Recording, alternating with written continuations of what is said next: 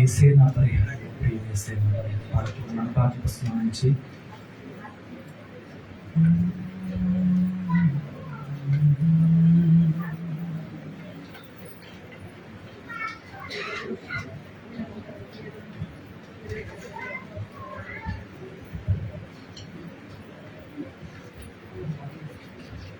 ఏసేన పరిహారి ప్రియ ఏసేన పరిహారి నా జీవిత కాలమెలా ప్రియ ప్రభువేన పరిహారి నా జీవిత కాలమెలా ప్రియ ప్రభువేన పరిహారి ఏసేన పరిహారి ప్రియ ఏసేన పరిహారి నా జీవిత కాలమెలా ప్రియ ప్రభువేన పరిహారి నా జీవిత కాలమెలా ప్రియ ప్రభువేన పరిహారి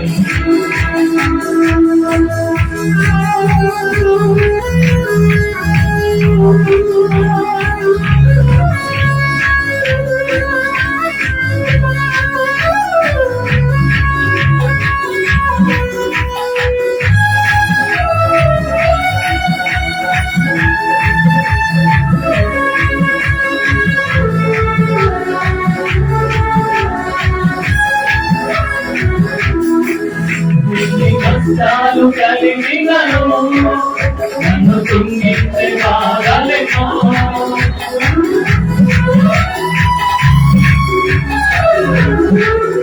ఎన్ని కష్టాలు కలిగినను నన్ను తుంగితే బాధలేమో ఎన్ని నష్టాలు రాకిలినా కనువైన పరిహారి ఎన్ని నష్టాలు రాకిలినా కనువైన పరిహారి ఏసేన పరిహారి ఏసేన పరిహారి నా జీవిత కాలమెలా కనువైన పరిహారి నా జీవిత కాలమెలా కనువైన పరిహారి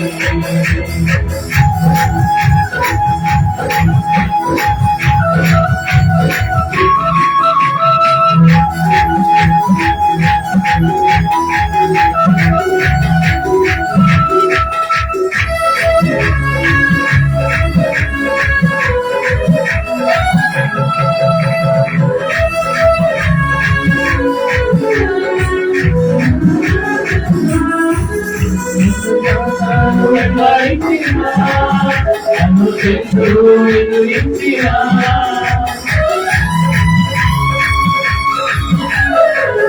నన్ను సాతాను వెంబడించినా నన్ను చెట్లు ఎదురించినా చదువెంగలు వెంబడించినా ప్రియ ప్రభువైన పరిహారి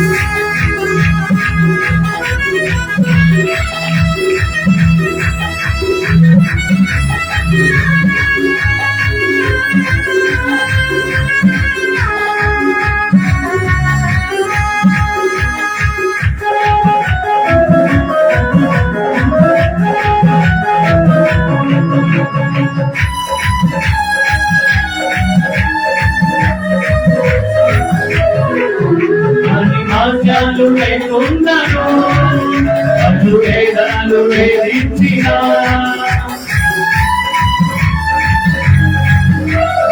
ఆజ్ఞలు లేకుండాను అడ్డు వేదాలు వేధించిన నరులెల్లరూ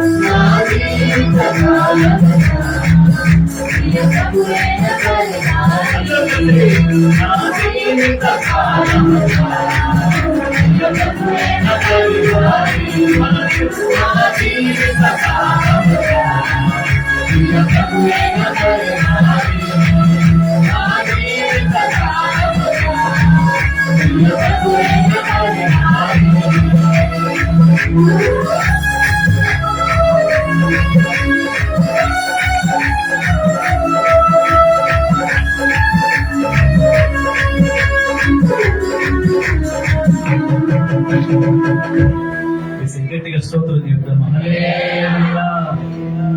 గొప్ప దేవుని స్తుతిస్తూ చివరిగా చరణం పాడుతూ నిల్చున్నాం అందరూ.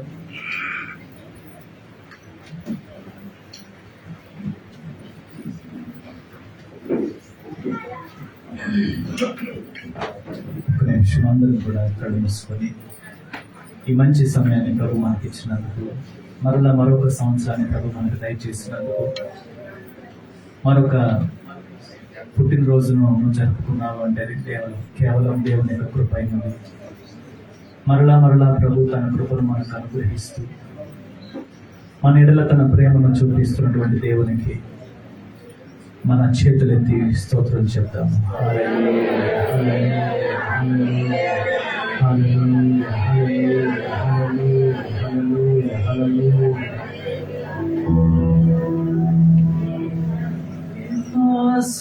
సంవత్సరాలు నన్ను దాటిపోచున్నది, నాశలు రకలని వెంబడించుచుంటిని, ఫలాలు లేని వృక్షముల ఈనాడు కోరిపోను ఎరుగకుంటిని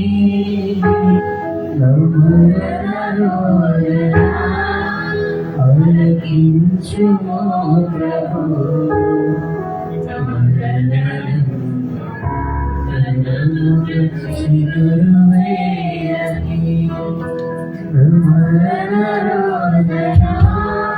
ఆలకించుమో ప్రభు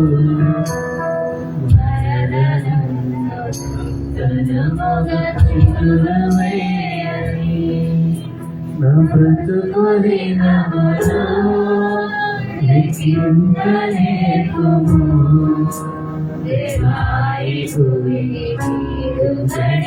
నాకు చూపుము కొంతకాలము ఆయుష్ పెంచుము నా బ్రతుకు మార్చుకుందును సమయము నిమ్ము.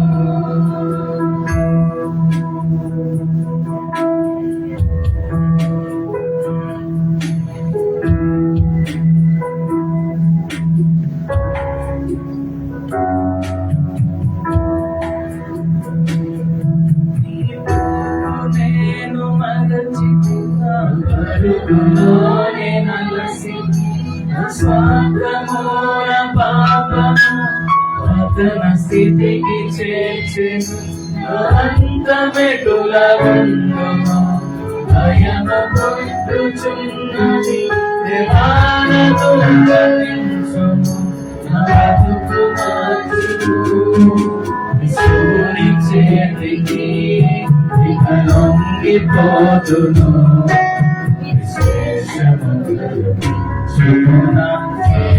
జీవితం బ్రతుకు దినములో లెక్కింపలేపుము దేవాయే రుడడియ నాకు చూపుము కొంతకాలము ఆయుష్ పెంచుము సమయము నిన్ను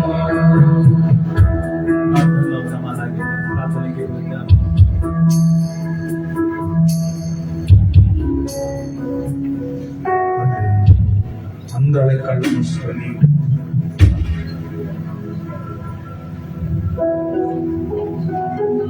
మన ప్రతిదినములు ఎన్నో మనకు తెలియదు. ఉన్న దినాలలో మనకిచ్చినటువంటి సంవత్సరములు లేక మాసములు లేక పక్షములు వారములు దినములు దేవుని స్తుతిస్తూ బ్రతుకుదామా. తండ్రి, ఈరోజు మీరు మాకు ఇచ్చారు, నీకు స్తోత్రం తండ్రి, నీకు వందనాలయ్యా. గత వారం మాతో మాట్లాడిన వారు ఈరోజు మాట్లాడలేక మౌనంగా హాస్పిటల్ ఉంటున్నారు తండ్రి. మాతో కంఠ స్వరం ఎత్తి మాట్లాడిన వ్యక్తులు ఈరోజు నైనా మాట లేక హాస్పిటల్ బెడ్ మీద ఉన్నారయ్యా. మాకు మంచి స్వరాన్ని ఇచ్చారు, మీకు స్తోత్రం. మంచి చేతులు ఇచ్చారు, మంచి కాళ్ళు ఇచ్చారు, మంచి కళ్ళు ఇచ్చారు, మంచి చెవులు ఇచ్చారయ్యా, మంచి నోరు ఇచ్చారయ్యా. నోరాన్ని శుద్ధించే భాగ్యము ఇచ్చామని ప్రార్థన చేస్తున్నాను. ఈ సేవకుల్ని బలంగా వాడుకోండి, బలంగా వాడుకోలేసయ్యా, బలంగా వాడుకోలేసయ్యా, బలంగా వాడుకోలేసయ్యా, బలంగా వాడుకోలేసయ్యా.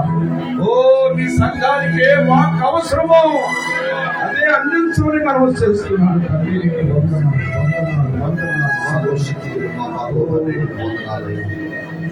రాత్రి కాల సంఘంలోని సన్నిధి చేరువచ్చిన మా అందరితో మీరు మాట్లాడండి.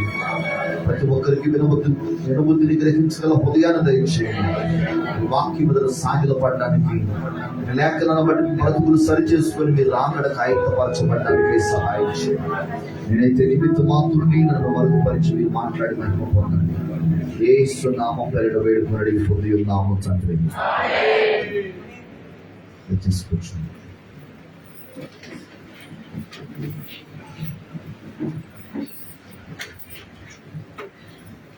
దేవుని పరిశుద్ధ నామంలో చేరువచ్చినటువంటిది దైవ సేవకులకి తెలియజేస్తున్నాను. మరొకసారి మనం ఈ విధంగా దేవుని సన్నిధిలో కలుసుకొని ప్రభువును స్తుతించడానికి దేవుడు ఒక శ్రేష్టమైన అవకాశాన్ని కలుగజేశారు. సజీవులే కదా నిన్ను స్తుతిస్తారని మనం సజీవంగా ఉండి ప్రభువును స్తుతించడానికి ప్రభువు సహాయం చేశారు. దేవునికి స్తోత్రం.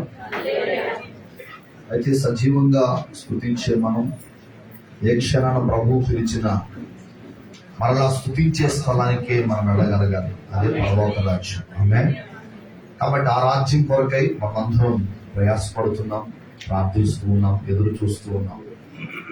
అయితే ప్రస్తుత కాలం పరిస్థితులన్నీ కూడా మన ప్రభువైనటువంటి యేసుక్రీస్తు యొక్క రాకడ సూచనలను లేకపోతే పరిస్థితులను మరింతగా మనకు జ్ఞాపకం చేస్తున్నట్లుగా మనం గమనిస్తాం.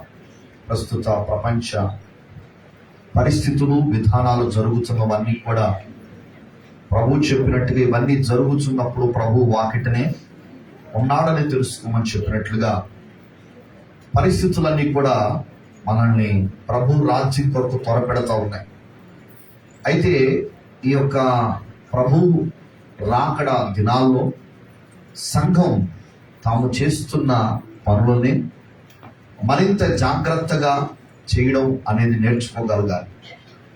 ఎందుకంటే చాలా మంది పని చేస్తారు కానీ దాన్ని జాగ్రత్తగా దేవుడు ఆశించిన విధంగా చేయలేకపోవడం అనేది ఉంటుంది. చేస్తున్నామని పేరు ఉంటుంది కానీ చేయాల్సిన కోణంలో లేఖనానుసారమైన పద్ధతులు చేయకపోతే రేపొద్దున మీరెవరో నాకు తెలియదు, అక్రమము చేయువారులారా అని ప్రభు అంటాడు. కాబట్టి మనం చేసే ప్రతి ఒక్కటి లేఖన ఆధారమైనటువంటి క్రమశిక్షణ విధానంలో చేయగలిగినప్పుడు అది దేవుని చేత అంగీకారయుతంగా ఉంటుంది. చేస్తున్న మనకు కూడా వ్యక్తిగతంగా సంతృప్తికరమైనటువంటి జీవిత విధాన సంతృప్తిని ఆధ్యాత్మికంగా మనం కలుగు చేస్తుంది. అందుకు చాలా చక్కని వివరణ ఇచ్చిన వారు చాలా ఆధ్యాత్మికమైన విషయాలను నేటి కాలంలో కూడా సత్యవాక్యాన్ని సరిగా విభజించడంలో మరి దేవుడు ఆయన పట్ల చూపినటువంటి కృపను బట్టి, ఆయనకి ఇచ్చిన తలాంతును బట్టి మన దేశానికి ఒక వరం అని చెప్పొచ్చు. ఆయన అనేకమైన విషయాలను పొందుపరిచి అనేకమైన విషయాలు ఈ రాత్రి కొన్ని విషయాలు దేవుని వాక్య భాగంలో నుంచి మీకు జ్ఞాపకం చేయడం జరుగుతుంది. ఎందుకంటే మీరు ఇప్పటికే చాలా విషయాలు దైవ సేవకుల ద్వారా పలు విధాల జరుగుతున్న సంఘ కార్యకలాపాల్లో నేర్చుకుంటూ ఉన్నారు. కానీ ఈ రాత్రి కూడా మీరు చేస్తున్న పనులనే మరొక్కసారి లేఖనానుసారమైనటువంటి కోణంలో చేస్తున్నామా లేదా అన్నదాన్ని పరీక్షించుకోవడానికి మరి పరిశీలనగా దినంగా ఈ రాత్రి మనం పరిగణించుకోవాలి. దేవునికి స్తోత్రం. ఎందుకంటే ప్రభువైన యేసుక్రీస్తు రాకడ అనేది అతి త్వరితంగా ఉంది. అయితే రాకడ మనం గమనిస్తున్నాం, బహిరంగంగా ప్రభువైన యేసుక్రీస్తు రెండవ రాకడ అనేది జరుగుతుంది. దానికంటే ముందు సంఘం రహస్యంగా ప్రభు దగ్గరికి వెళ్ళడానికి సంసిద్ధమవుతుంది. మనమందరం కూడా ఆ రహస్య రాకడలో కన్రెప్పపాటులో జరగబోతున్నటువంటి ఆ ఎత్తబడే గుంపులో ఉండాలనేది మన ప్రయాస. అందుకనే మనం ఇంత సమాజంగా దేవుని సన్నిధిలో సమకూడేది, ఇన్ని ప్రార్థనా కోడికలు ఏర్పాటు చేసేది. దైవ సేవకులంగా దేవుడు మా హృదయంలో మిమ్మల్ని క్రీస్తు యొక్క స్వారూప్యంలోకి మార్చాలని, ప్రభువు రాకడలో ఎత్తబడే వారిగా చేయాలని ఆకాంక్ష దేవుడు హృదయంలో పెట్టినటువంటి ఆలోచన. ఆనాడు మోషే గనక దేవుడు వచ్చి వారి మధ్యలో నివసించడానికి, ప్రత్యక్షపు గుడారం కట్టడానికి దేవుడు ఎలాగైతే ఆలోచన మోషేకి ఇచ్చాడో, ప్రత్యక్షతను దేవుడు ఎలాగ మోషేకు తెలియజేశాడో, అలాగ ప్రతి సేవకుని హృదయంలో తన సంఘాన్ని ప్రభు రాకడికి ఆయుత్తపరచాలనేటువంటి ఆకాంక్ష దేవుడు పెడతాడు. దాన్ని బట్టే రకరకాలైనటువంటి కార్యకలాపాలు అనేవి సంఘంలో జరుగుతున్నాయి. అవి చిన్నపిల్లల సండే స్కూల్ కావచ్చు, యవనస్తుల మీటింగ్స్ కావచ్చు, బైబిల్ స్టడీస్ కావచ్చు, అలాగే ఇలా ప్రత్యేకమైనటువంటి ప్రార్థనా కుడికలు ఇక వారం వారం జరిగే ఆదివారం ఆరాధనలు, ఉపవాస ప్రార్థనలు, ఇవన్నీ కూడా ఏవి కూడా అచేతనంగా లేకపోతే ఆనవాయితీగా పెట్టే ఉండవు. కొన్ని చోట్ల ఆనవాయితీగా జరుగుతాయి. కానీ ఇవన్నీ కూడా ప్రభువు రాకడికి మిమ్మల్ని ఆయుత్తపరచాలనే ఒక ప్రత్యేకమైన భారంతో, దర్శనంతో జరిగేటువంటి కార్యాలు. అయితే ఈ విషయాన్ని దేవుని సంఘం ఖచ్చితంగా గమనించగలగాలి. ఎందుకంటే ఈ రోజులో చాలా మందిలో ప్రభువైన యేసుక్రీస్తు రాకడను గురించినటువంటి ఆలోచన ప్రజల మనసులో లేకుండా శత్రువనే సాతాను వాడు పని చేస్తున్నటువంటి దినాలను ఈ దినాల్లో ఎక్కువ మనం చూస్తూ ఉన్నాం. ఎందుకంటే ఆ ధ్యాస కంటే కూడా ఓ రకంగా చెప్పాలంటే చాలా మంది దైవ సేవకులు ఈ భౌతిక సంబంధమైన ఆశీర్వాదం వైపు, అద్భుతాల వైపు, ఆశ్చర్య కార్యాల వైపు, అభివృద్ధి వైపు, ఈ భూ సంబంధమైనటువంటి విషయాల్లో ఎదుగుదల వైపే కొంతమంది దైవజనులు నడిపిస్తున్నారు. విశ్వాసులు కూడా అదే కోణంలో అలా నడుస్తున్నట్లుగా మనం గమనిస్తాం. అందుకనే దేవుడు వేదన చెందాడు, నా సేవకుడు తప్ప ఎవడు గుడ్డోడు అన్నాడు దేవుడు. కాబట్టి చాలా మంది దైవజనులు అలాగా గుడ్డివారై ఉండి త్రోవ చూపలేని వారుగా, దేవుని రాజ్యానికి చేర్చలేని వారుగా, ఈ భూ సంబంధమైన వారు చూస్తున్న ఈ భౌతిక సంబంధమైన వాటి వైపే ప్రజల దృష్టిని కూడా తీసుకుని వెళుతున్నటువంటి నేటి సమాజంలో మనం చూస్తూ ఉన్నాం. అయితే ఈ రోజున దేవుని యొక్క రాకడ అనేది అతి త్వరితంగా జరగబోతుందనే విషయం మనం అందరం ఎరుగుదుము. మనం అనొచ్చు, ఏమండి చిన్నప్పటి నుంచి ప్రారంభ దినాల నుంచి ఇదే మాట వింటున్నాను అని. కానీ మనకు తెలుసు ఏంటంటే ఒకవేళ ఏదైనా ట్రైన్ పలానా సమయానికి వస్తుంది అని తెలిస్తే ఆ సమయం కొరకు మనం కనిపెట్టగలం. కానీ ప్రభు ఈ క్షణాన పలానా సమయాన్ని వస్తానని చెప్పలేదు. కానీ వచ్చేదానికి ముందు కొన్ని సూచనలు మాత్రం చెప్పాడు. ఆ సూచనలు బట్టి మనం ఐడెంటిఫై గ్రహించగలగాలి, గుర్తించగలగాలి. ప్రభు అయిన యేసుక్రీస్తు త్వరగా రాబోతున్నాడు అనే విషయాలను దేవునికి స్తోత్రం చెప్దాం. కాబట్టి సంఘం ఎప్పటికప్పుడు కూడా తను తాను సంసిద్ధపరచుకోవలసినటువంటి అక్కరత ఉంది అనే విషయాన్ని మనం మర్చిపోకూడదు. అయితే ప్రభు తన రాకడ గురించి తాను చెప్పాడు. అలాగనే తన శిష్యులైనటువంటి వారు పేతురు గారు కానివ్వండి, అలాగనే అపోస్తులుడైన పౌలు కానివ్వండి, వీరందరూ కూడా ప్రభు అయిన యేసుక్రీస్తు రాకడను గురించిన హెచ్చరికను తీసుకొని వచ్చారు. కానీ చాలా మంది గ్రహించని విషయం ఏంటంటే చాలా మందిని సాతాను మభ్యపెట్టే విషయం. చాలాసార్లు ఈ సందర్భాన్ని జ్ఞాపకం చేస్తూ ఉంటాను. ఒకసారి లూసిఫర్ మీటింగ్ పెట్టాడట. ఆడు మీటింగ్ పెట్టి తన సభ్యులందరినీ సమకూర్చాడు కదా. ఓ పక్క చూస్తే క్రైస్తవులు రోజు రోజుకి పెరిగిపోతున్నారు. అందరూ పరలోకం మాదేనని ఆ రాజ్య వారసులుగా మారిపోతూ ఉన్నారు. కాబట్టి అటువంటి వారిని ఎలాగైనా ఆపాలి, మనం ఏం చేయాలి, ఏం చేసినా కానీ వాళ్ళని ఆపలేకపోతున్నాం అంటే అప్పుడు ఒకళ్ళు లేచి అన్నాడట, సాతాను అసలు దేవుడు అనేవాడే లేడు, లేకపోతే అసలు యేసు ప్రభు దేవుడే కాదు అని చెప్తా ఉన్నాడట. అప్పుడు లూసిఫర్ అన్నట, ఆల్రెడీ చాలా మంది క్రైస్తవులు యేసుక్రీస్తు దేవుడు అని నమ్మారు, మనసు కూడా మార్చుకున్నారు. వారికి బిస్ట్రాంగా అంతరంగంలో యేసు ప్రభు దేవుడు అని ముద్రించబడ్డారన్నట. అయితే ఇంకొకళ్ళు ఏమన్నాడట, అలాగైతే యేసు ప్రభు రాకడనేది లేదు అని చెప్తా ఉన్నాడట. అప్పుడన్నట రాకడ లేదనేంటి, ఆల్రెడీ వాళ్ళు రాకడ గురించిన వర్తమానాలు వింటూనే ఉన్నారు, తమను తాము సిద్ధం చేసుకుంటూ ఉన్నారు, అదే ఆలోచనతో ధ్యాసతో జరుగుతున్న పరిణామాలను బట్టి ఊహిస్తూ ఉన్నారన్నట. అప్పుడు మరలా వెంటనే ఇంకొకళ్ళు ఇచ్చానట, సరే యేసు ప్రభు ఉన్నాడని చెప్దాం, ఆయన రాకడ ఉంది అని చెప్దాం, కానీ అప్పుడే రాదు అని చెప్తాం అన్నట. ఎప్పుడు? అప్పుడే కాదులే, చిన్నప్పటి నుంచి వింటున్నాం కదా, ఎప్పటి నుంచో వర్తమానాలు వింటున్నాం కదా, ఎప్పటి నుంచో దైవజనులు చెప్పినప్పుడల్లా అమ్మో వచ్చేస్తుంది ప్రభు రాకడని ఆలోచనలతో నింపబడుతున్నాం కదా, కాబట్టి అంత త్వరగా అప్పుడే రాడులే అనేటువంటి ఒకలాంటి నిర్లక్ష్యాన్ని ప్రతి ఒక్కరు తీసుకొని వద్దాం అన్నట. అప్పుడు లూసిఫర్ అంట, వెరీ గుడ్, మంచి ఆలోచన ఇది, ఆయన వస్తాడని నమ్ముతున్నారు కనుక అప్పుడే రాడులే అనేటువంటి ఒకలాంటి నిర్లక్ష్యాన్ని విశ్వాసంలో తీసుకొని రావాలని ప్రయత్నం చేస్తున్నాడు. ఈ రోజుల్లో చాలా మందిలో అందుకనే చాలా మంది ఎలా మారిపోయారంటే యజమానుడు ఏ గడియలో వస్తాడో తెలియదు కనుక మెలకువగా కనిపెట్టుకోవలసిన దానికి బదులుగా ఏం చేస్తున్నారంటే తినుచు త్రాగుచు చక్కగా తన క్రింద ఉన్న వారిని కొట్టుచు వారికి ఇష్టం వచ్చినట్టుగా బ్రతికేస్తున్న రోజులు ఇవి. ఎవరు ఏ ఆట ఆడాలనుకుంటున్నారో వాళ్ళకి ఇష్టం వచ్చినట్టుగా ఆడుకుంటున్న రోజులు అని చెప్పొచ్చు పిల్లారా. ఎందుకంటే ఒక లేఖనానుసారమైన పద్ధతి, క్రమం, విధానం ఏమీ లేదు. వాళ్ళకి నచ్చిందే వారి జీవితంలో అంటారు చూడండి, చిన్నప్పుడు తను వలిసిందే రంభట. ఆ టైపులో వాళ్ళు ఏదనుకుంటే అదే అనేటువంటి కోణంలోకి చాలా మంది వెళ్ళిపోయారు. ఎందుకంటే లేఖనానుసారమైనటువంటి విధానాన్ని చాలా మంది గ్రహించని కారణం చేత ఈ రోజుల్లో చాలా మంది వాక్యం అనే గాడి తప్పినటువంటి పట్టాలు తప్పినటువంటి ట్రైన్ లాగా చాలా మంది జీవితాలు నేటి కాలంలో మారిపోయాయి. కాబట్టి లేఖనానుసారమైన క్రమంలో మనం ఎదుగుతున్నామా లేదా, కొనసాగుతున్నామా లేదా అనేది నేటి క్రైస్తవం క్రీస్తు ప్రజలమైన మన జీవితంలో చాలా జాగ్రత్తగా మనం యోచించగలగాలి. దేవునికి స్తోత్రం కలుగును గాక.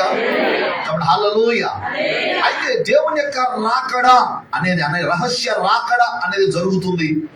ఆ తర్వాత తీర్పు. ఇక మనం చాలా సంభవాలు జరగబోతున్నవి, ఇహమందు పరమందు జరగబోయేటువంటి సంభవాలు మనం గమనిస్తూనే ఉన్నాం.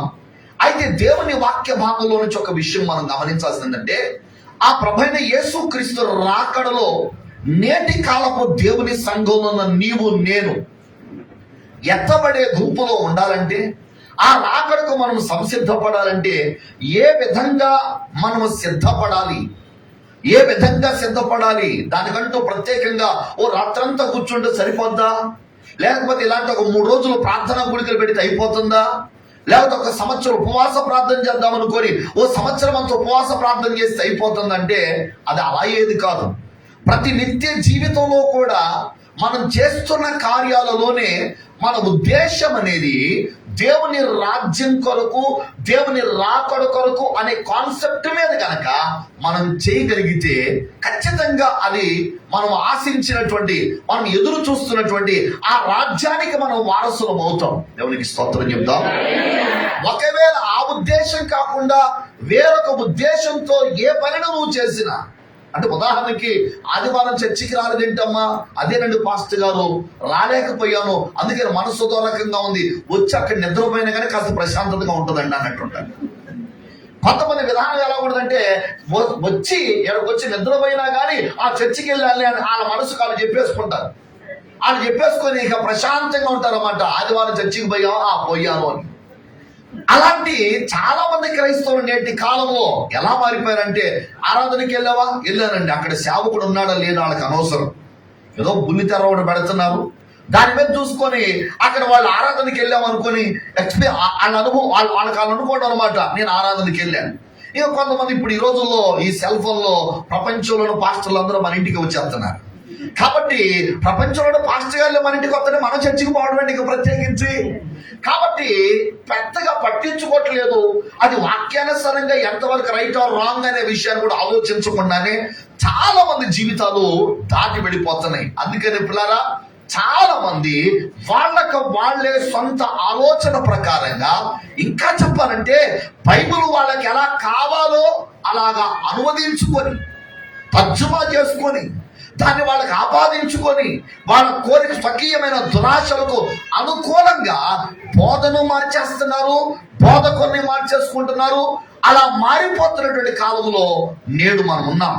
కాబట్టి నేటి కాలపు దేవుని సంఘం లేఖనానుసారమైన విధానంలో జీవించడం చాలా ప్రాముఖ్యం. గుర్తుపెట్టుకోనండి, మనం ఎంతకాలం నుంచి సంఘానికి వస్తున్నాం కాదు, ఎంతవరకు దేవుని వాక్యానికి అనుగుణంగా, వాక్యములో రాయబడిన సత్యానికి అనుగుణంగా మన జీవితాలు ఉన్నాయి అనేది మాత్రం చాలా ప్రాముఖ్యమైన సంగతి మనం మర్చిపోకూడదు. దేవునికి స్తోత్రం.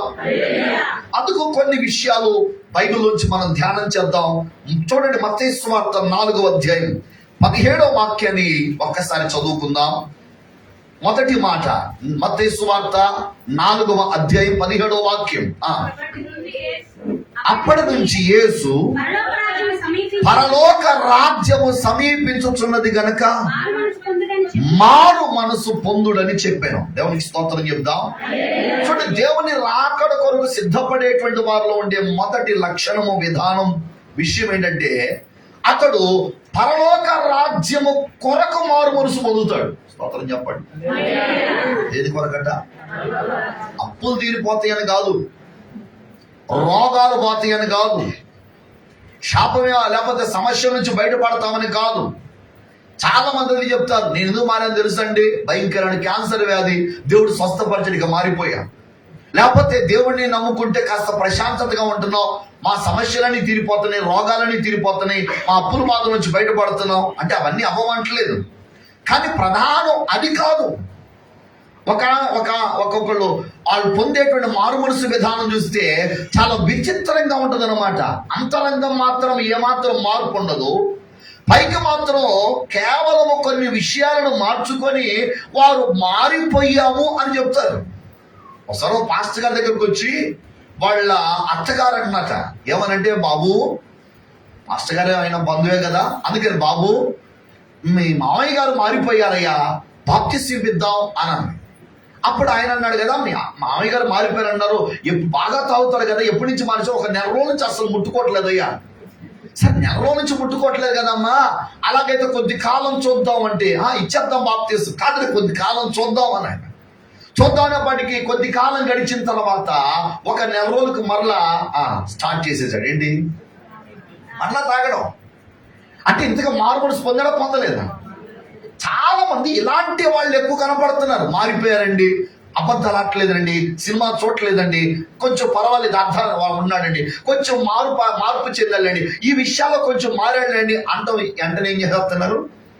కానీ పరలోక రాజ్యము నిమిత్తమైనటువంటి ఆ మారు మనసు అనగా నువ్వు మారేది ఏదో పరిస్థితులు మారడానికో, రోగాలు పోవడానికో, ఆర్థికంగా మేలు పొందడానికో కాదు, పరలోక రాజ్యం చేరడానికి. ఎందుకంటే బైబిల్లో తప్పిపోయిన కుమారుడు తండ్రి దగ్గరకు వచ్చి చెప్పిన మాట, తండ్రి, పరలోకమునకు విరోధంగా నీ ఎదుట నేను పాపం చేశాను. ప్రతి మనిషి తాను చేసే పాపం పరలోకానికి విరోధంగా చేస్తున్నాడు. దేవుని రాజ్యం చేరడానికి అభ్యంతరకరంగా ఉన్నది మనలో పాపం. కాబట్టి ఆ పాపం విషయమై యథార్థంగా దేవుని దగ్గర పశ్చాత్తాపడాలి. మనకు తెలుసు, పరలోకానికి బైబిల్ గ్రంథంలో గలతీయులకు రాసిన పత్రిక 5వ అధ్యాయంలో మనకు 19వ వాక్యం నుంచి మనకి చాలా విషయాలు కనబడతాయి. ఏంటంటే, శరీర కార్యములు స్పష్టమై ఉన్నవి అని పౌలు చివరిలో ఒక మాట అంటాడు. ఇట్టి వాటిని చెయ్యువారు మునుపు నేను చెప్పినట్టుగా దేవుని రాజ్యమును, దేవునికి స్తోత్రం చెప్తాం, అందులో ఏమేమి రాయబడ్డాయో వాటన్నిటి విషయమై పశ్చాత్తాపడాలి, వాటన్నిటిని విడిచిపెట్టగలగాలి. కానీ కొంతమంది మారు మనసు పొందామంటూ సంఘములో ఉంటూ కూడా ఇలాంటి స్వభావాలే కనబడుతున్నాయి. పౌలు కొరింథీ సంఘానికి రాస్తూ అన్నాడు కదా, మీలో కక్షణ కలవని క్లోయో ఇంటి వారి వల్ల నేను విని ఉన్నాను అన్నాడా లేదా? మీలో ఒకడు ఉన్నాడు వ్యభిచారి, వాడు చాలా భయంకరమైన వాడు, తన తండ్రి భార్యను ఉంచుకున్నాట, అన్య జనులో కూడా అటువంటిది లేదే, అటువంటి వాడిని మీరు ఎందుకు వెలివేయలేదు? సంఘములో ఉంటూ కూడా అంత ధైర్యంగా వాడు ఎలా ఉండగలుగుతున్నాడు? ఈనాడు సంఘములో నిజంగా లేఖనానుసరమైన మారు మనసు అనుభవం కనబట్లేదుగో. పరలోక రాజ్యము సమీపించుచున్నది గనక, దేవుని రాజ్యం మీ దగ్గరకు వచ్చింది గనక మారు మనసు పొందండి. ఆ రాజ్యము చేరడానికి, ఆయన రాకడలో ఎత్తపడడానికి ఒక వ్యక్తి మొట్టమొదటిగా దేవుని రాజ్యము కొరకైన మారు మనసు అనుభవం కావాలి. దేవునికి స్తోత్రం చెప్తాం. కాబట్టి హల్లెలూయా. ఆ రాజ్యము చేరేంత వరకు ఆ మారు మనసు నిలబడిపోద్ది. అప్పుల కొరకు మారినోడు అప్పులు తీరంగానే మళ్ళీ మనిషి మారిపోతాడు. రోగాల కొరకు మారినోడు రోగాలు పొంగల్ని మళ్ళీ మారిపోతాడు. లేకపోతే పరిస్థితులు రకరకాలైనటువంటి సమస్యలు ఉన్నవారు ఆ సమస్య నుంచి బయటపడడానికి మారిన వాడు ఆ సమస్య మారంగానే వాడు కూడా ఏమైపోతాడు? డేవిడ్ బ్రహ్నాం గారు చెప్తూ ఉండేవాడు, ఒక పాస్టర్ గారట రోడ్డు పక్క ఒక అతను చాలా చిన్న గుడిసేసుకోమంటున్నాడు. వాడిని చూసి జాలనిపించి ఏం చేశాడు, పాస్టర్ గారు ఒక 500 రూపాయలు ఇచ్చి, బాబు ఎందుకు ఈ పాకలో ఏదో చింతకాయలు బ్రతం, ఎందుకు ఏదైనా ప్లాస్టిక్ బొమ్మలు అమ్ముకొని బ్రతకమని అంట, ఏదో ఒక 20 years 30 years బ్యాక్. సరే అని చెప్పి ఇతను ఏం చేస్తాడు, 500 పెట్టి ప్లాస్టిక్ బొమ్మలు తెచ్చుకున్నాడు. అమ్ముకుంటే ఆ రోజు సాయంకాలానికి 1000 రూపాయలు వచ్చినాయి. 1000 రూపాయలు రాగానే మరలా ఏం చేశాడు, ఆ 1000 రూపాయలు బట్టి మరలా సరుకు తెచ్చుకున్నాడు, మరలా 2000 వచ్చినాయి. అలాగా అంచెలంచెలుగా పెరిగి ఏం చేశాడంటే ఇలాంటి ఒక 2 అంతస్తులు పెద్ద మేడ కట్టుకునే స్థితికి ఎదిగాడు. మొత్తానికి చక్కగా సజావుగా జీవితం సాగిపోతుంది. ఎప్పుడైతే ఇతను ఆశీర్వదించబడ్డాడో లేదా అభివృద్ధి చెందాడో, ఆ అభివృద్ధి చెందిన తర్వాత బంధువులందరూ రోడ్డు పక్కన ఉన్నప్పుడు ఎవరు, ఎప్పుడైతే అభివృద్ధి చెందాడో అందరూ బెల్లం మీద ఏకంలోకి వచ్చేసారు. అందరూ వచ్చేసరే నువ్వే పెద్దవరా, అదిరా ఇదిరా అని చెప్పి మెల్లగా అతన్ని మైండ్ డైవర్ట్ చేయడం ప్రారంభించారు. పెళ్లిళ్ళు చేయాలన్నా నువ్వే పెద్ద, ఏ కార్యక్రమం చేయాలన్నా నువ్వే పెద్ద, అదే పెద్ద అంటే ఈయన ఆదివారం చర్చి మానేసుకొని ఏం చేస్తా ఉంటాడు? ఆటికి వెళ్ళిపోయాడు. అక్కడ పాస్టర్ గారు చెప్తున్నాడు, బాబు చర్చికి రాలంటే ఆ కారణం ఈ కారణం అది ఇది కారణాలు చెప్పి దేవుడు సార్ అక్కడికి సేవకుడు హెచ్చరిక చేస్తానే ఉన్నాడు. బ్రదర్, నువ్వు చేసేది చాలా పొరపాటు.